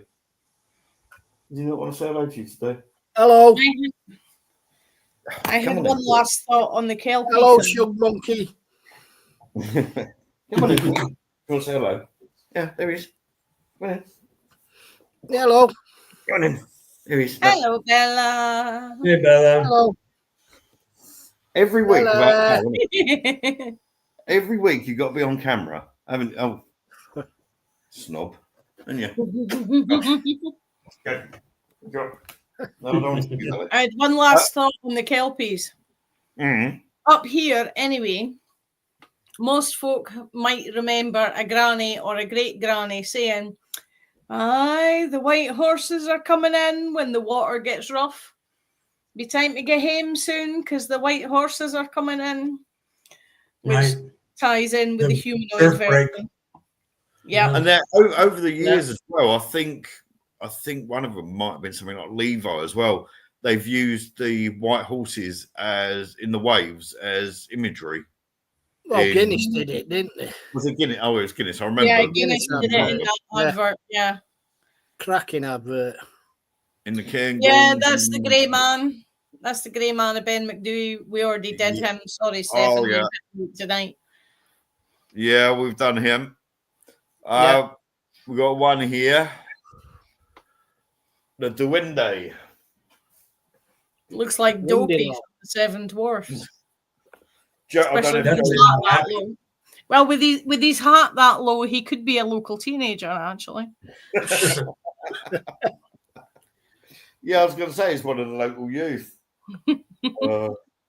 Except he's got his trousers pulled up. Can I read this without my glasses on? Duendes from Mexico is right from Mexico. No, I've got to read my glasses. I really can't see what I'm reading. Right, from Mexico, the Duende is a gnome-like creature. Why I put the word create instead of creature? It's me dyslexia, but never mind. For most parts, is a helpful creature. They are said to live within the walls of people's homes and help where they can, cleaning and bringing fortune or luck to families, but have the bad habit of cutting children's toenails while they sleep, but do on occasion cut the whole toe off. They are also known to live in mossy houses in forests and help lost travelers. Some versions of the Duende story is that they live in caves and steal children and take them back to the caves. In some areas of Mexico, it is said that seeing a Duende is the reason people get lost hiking, be it from chasing after one and trying to catch it, to one of the creatures actually making them run in fear. Some say it's a trick of the mind, or it's the hiker being tricked. The Duende story reaches back to as far as the Mayans. Yeah. Apologies there. My dyslexia was really bad when I wrote that, and I was struggling to read that. So, there's a lot of gnome legends worldwide, and there has been from. Well, the Duende always makes me think of the elves and the shoemaker. Yeah, I was just going to suggest that. Yeah, it's a very similar story. Mm-hmm. So, if you pee them off, there's supposed to be some quite severe consequences as well. But that's the same with the fairies and the brownies, and because in Scotland that same creature would be a brownie. Yeah, I'm not sure what it'd be in. Would it be a brownie in England as well? It may well be. I mean, brownie is the anglicised version. It has got a proper Gaelic name, but I've forgotten it at the moment. And what would it have been in America, Joe? Would that have been Duende where you was? Or would that have had a more Americanized name? Well, I've heard of Duende, but I've always thought of Mexico and stuff like that, Southern U.S. and things like that. We've always called them brownies, you know, but I can't think of another name. There's probably another name. I just don't know what it is.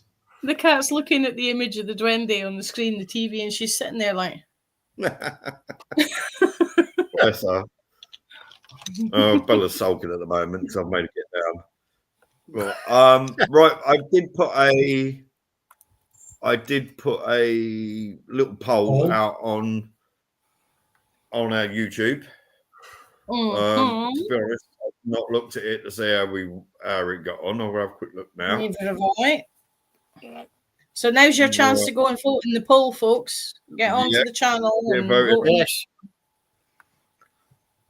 So anyone on TikTok, go over to Weird Wednesday Para Podcasts. Right, so I'll put on there phone calls from the dead, the Bell Witch haunting, tulpas, and the satanic panic and Satanism. Now, this morning, it was 50-50 on phone calls from the dead and the satanic panic. It is now 33% have said calls from the dead, and 67% are saying the satanic panic and Satanism. Mm. A couple of brilliant ideas that Joe came up with last week. There we go. Stefan's answered on. I take it that's the Wednesday one. Mine's a munch. Yeah, that's along the same kind of lines. Yeah, that's the duende. Hensel Wunschen, is that how it's pronounced? I can't pronounce it, but the A with the umlaut I think is more a E, like Männchen, Heinzel Männchen. But my German pronunciation is pretty bad. Actually, really, I shouldn't actually know because I'm half German, so you should be able to speak half the language. I was going to say. I struggle to speak English most of the time. It's like my usual phrase that I use in German is "Ich verstande, aber nicht spreche." I understand, but I don't speak it. I don't speak. Yeah. So yeah, at the moment we've got calls from the dead. Interesting calls from the dead. Yeah, we get telephone calls and it's somebody that is dead. Yeah, I want to do that. Well, I want to rig one of my mates up with my mobile. Oh, that'd be hilarious. And at the funeral. Hey, thanks for coming. Saying, get me out of here. What you should do is do a pre-recording, and as they're doing the ceremony, get your friends to the phone to ring, put it on speakerphone, go, sorry, it's Ian, I'm running a little bit late, I'll be there in a minute. That'd be hilarious to do. See, the weird thing is, being a strange person who can see dead people, you would be surprised just how many people turn up to their funerals. One of them I have no intentions of being anywhere near mine. One of the ones that springs to mind, which I thought was absolutely hilarious and was just like the person was in life. They were a workaholic like me. They were a taxi driver, and I'm purposely using they because I don't want to upset anybody. Yeah. And I'm sitting there, and because they were a taxi driver that was well keen, Abdi was there. And he was gone up and down the aisles, ranting at everybody. What you doing here? You're missing out on fares. You should be out there working. Never mind me. Get out and work. You're missing fares. You're missing fares. And I'm there. Everybody else is dead somber, and I'm getting the urge to laugh. As I keep getting told, there's no pockets in a shroud. Aye, exactly. You can't take the bloody stuff with you. I'm going to try. If I have my way, and at my funeral, if there's anyone there that is mediumistic, I'm going to be standing there doing moonies, trying to make them laugh. Yep. Yeah. So because I don't intend being at mine. Usually, the ones that I've seen, they are actually doing something funny. They're taking the piss out of the way somebody walks. Because up here, we still walk behind the car to the cemetery. Yeah. And they'll be walking behind somebody, taking the piss out of how they're walking, or what the hell's that you doing here? That ain't spoke to me for the last fucking 10 years. Yeah. You know. I've been giving everyone wet willies. Yeah. Oh, that'd be brilliant. Oh, that'd be so funny to do. I'd probably be peeking round the back of the room and then go and find somebody, tap on the shoulder, yoo-hoo, make you famous. But yeah, at the moment, the votes for next week's topics, as I said, I can't remember what I said. 33% have said phone calls from the dead, and 67% have said satanic panic and Satanism. Another excuse to talk about Aussie. Oh, you know, the Christians on TikTok have been using Ozzy. Oh. The fact that somebody gave him a Bible the week before he died, they've been using the fact that he saw the light and found God. No, it poisoned him. Yes, that's why he died. Yeah, it's a Bible. It poisoned him. But there's been there's been memes of Ozzy like video clips of people done on AI going, Sharon, what the fuck am I doing up here? Why have I got angel wings?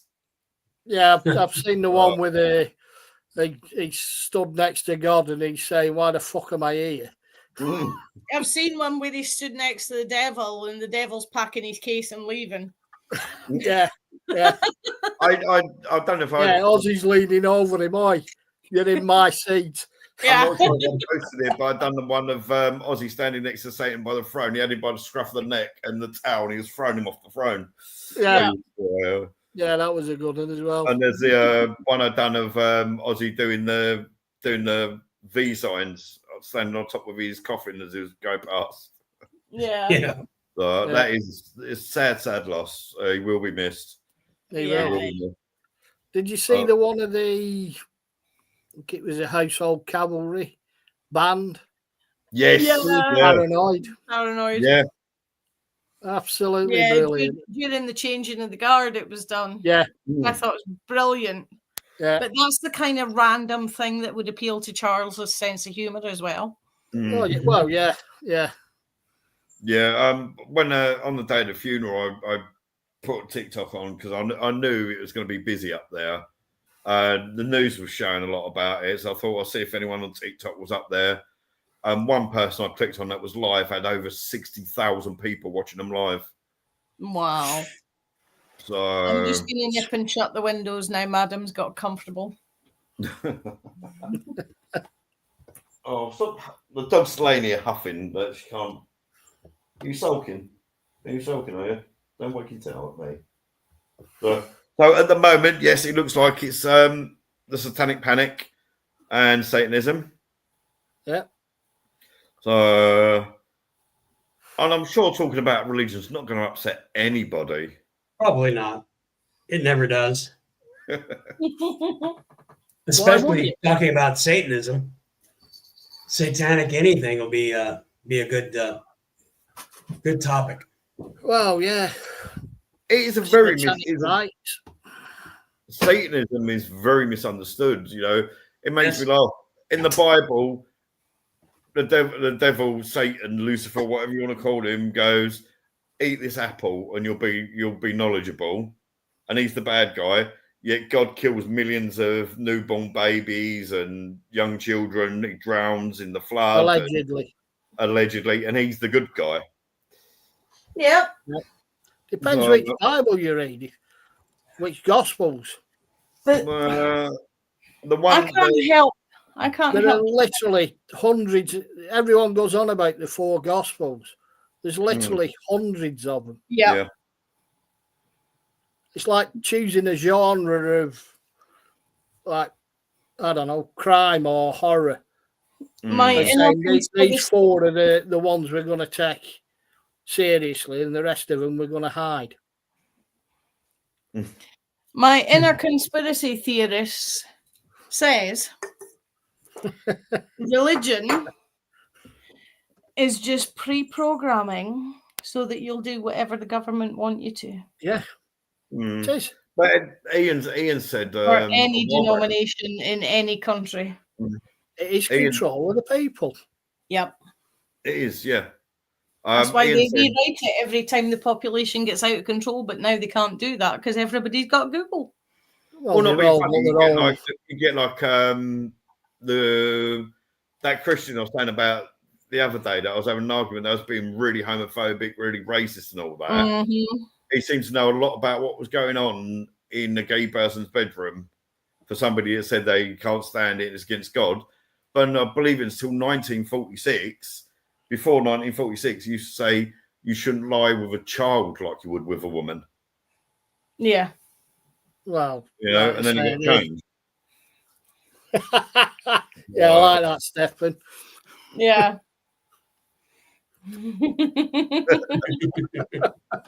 I think when Prince went to the other side, I think there wouldn't been any more virgins left up there. Well, Yeah. I was going to say there's got to be 72 of them for all these peace Well, lovers. apparently that was a misinterpretation, weren't it? It's like 666 is a misinterpretation. Yep. Yeah, because it was actually 616 or something, wasn't it? Yeah. So, but no, apparently the 72 virgins, whatever it was, apparently it was meant to actually translate as 72 prunes or something. No. So, Are you ready for your prunes, Mr. Devinder? He'll take it regular. can you imagine it being that sick and twisted that you're going to kill innocent people and then Surely, For a bucket of prunes?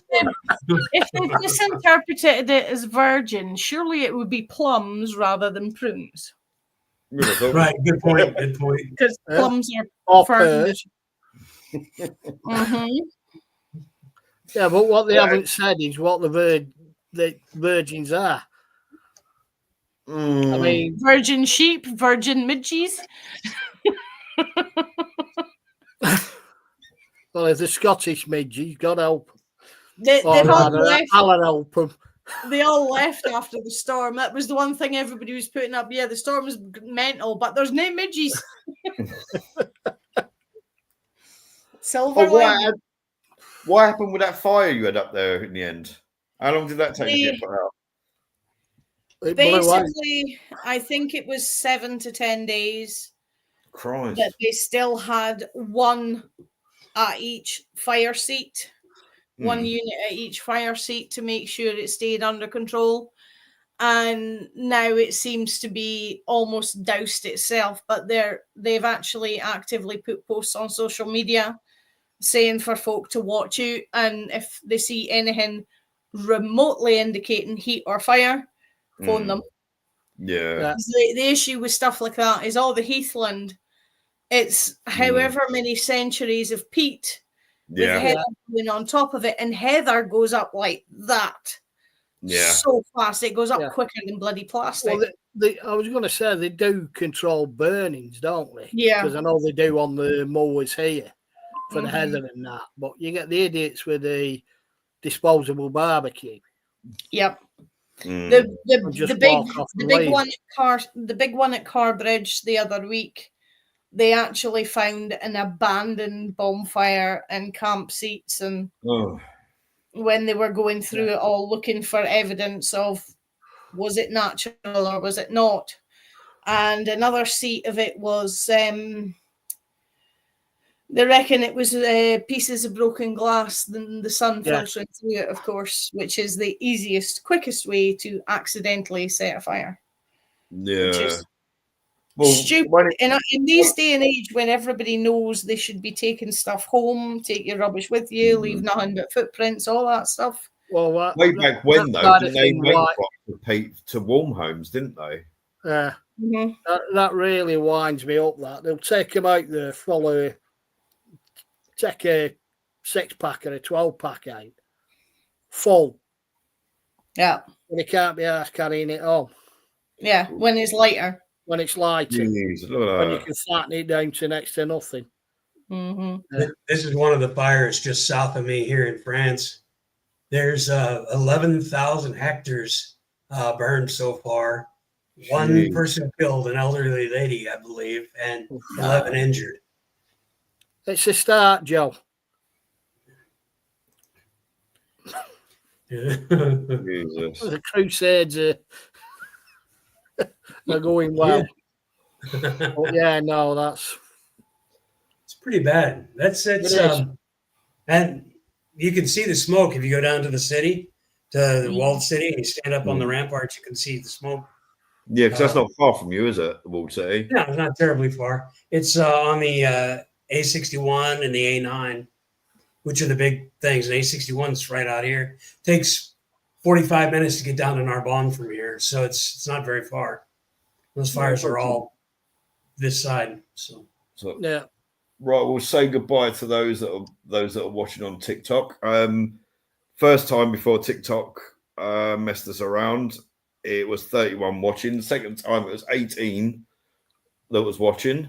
Why it's why it reckons that we was talking offensively, I have no idea. We was talking about something a cryptid. Like you say, algorithms. Yeah. They're absolutely stupid. Why don't we cancel? Well, I'll say goodbye to everyone on TikTok for now. Bye, TikTok. Bye, bye. How clear that's come out, because I've said I've got it on my phone. Wow, we had 64 watching on TikTok. Nice. That's good. So we've had about 105 watching us on TikTok altogether. Mm-hmm. Tell them to get leaving some comments. There's nobody actually put any likes or anything on there. Whether anyone actually commented, I don't know, because I've been looking at the screen. If so, I apologise. But yeah, we had 64 that time, so I'm very happy with. You might have to bite the bullet, Ian.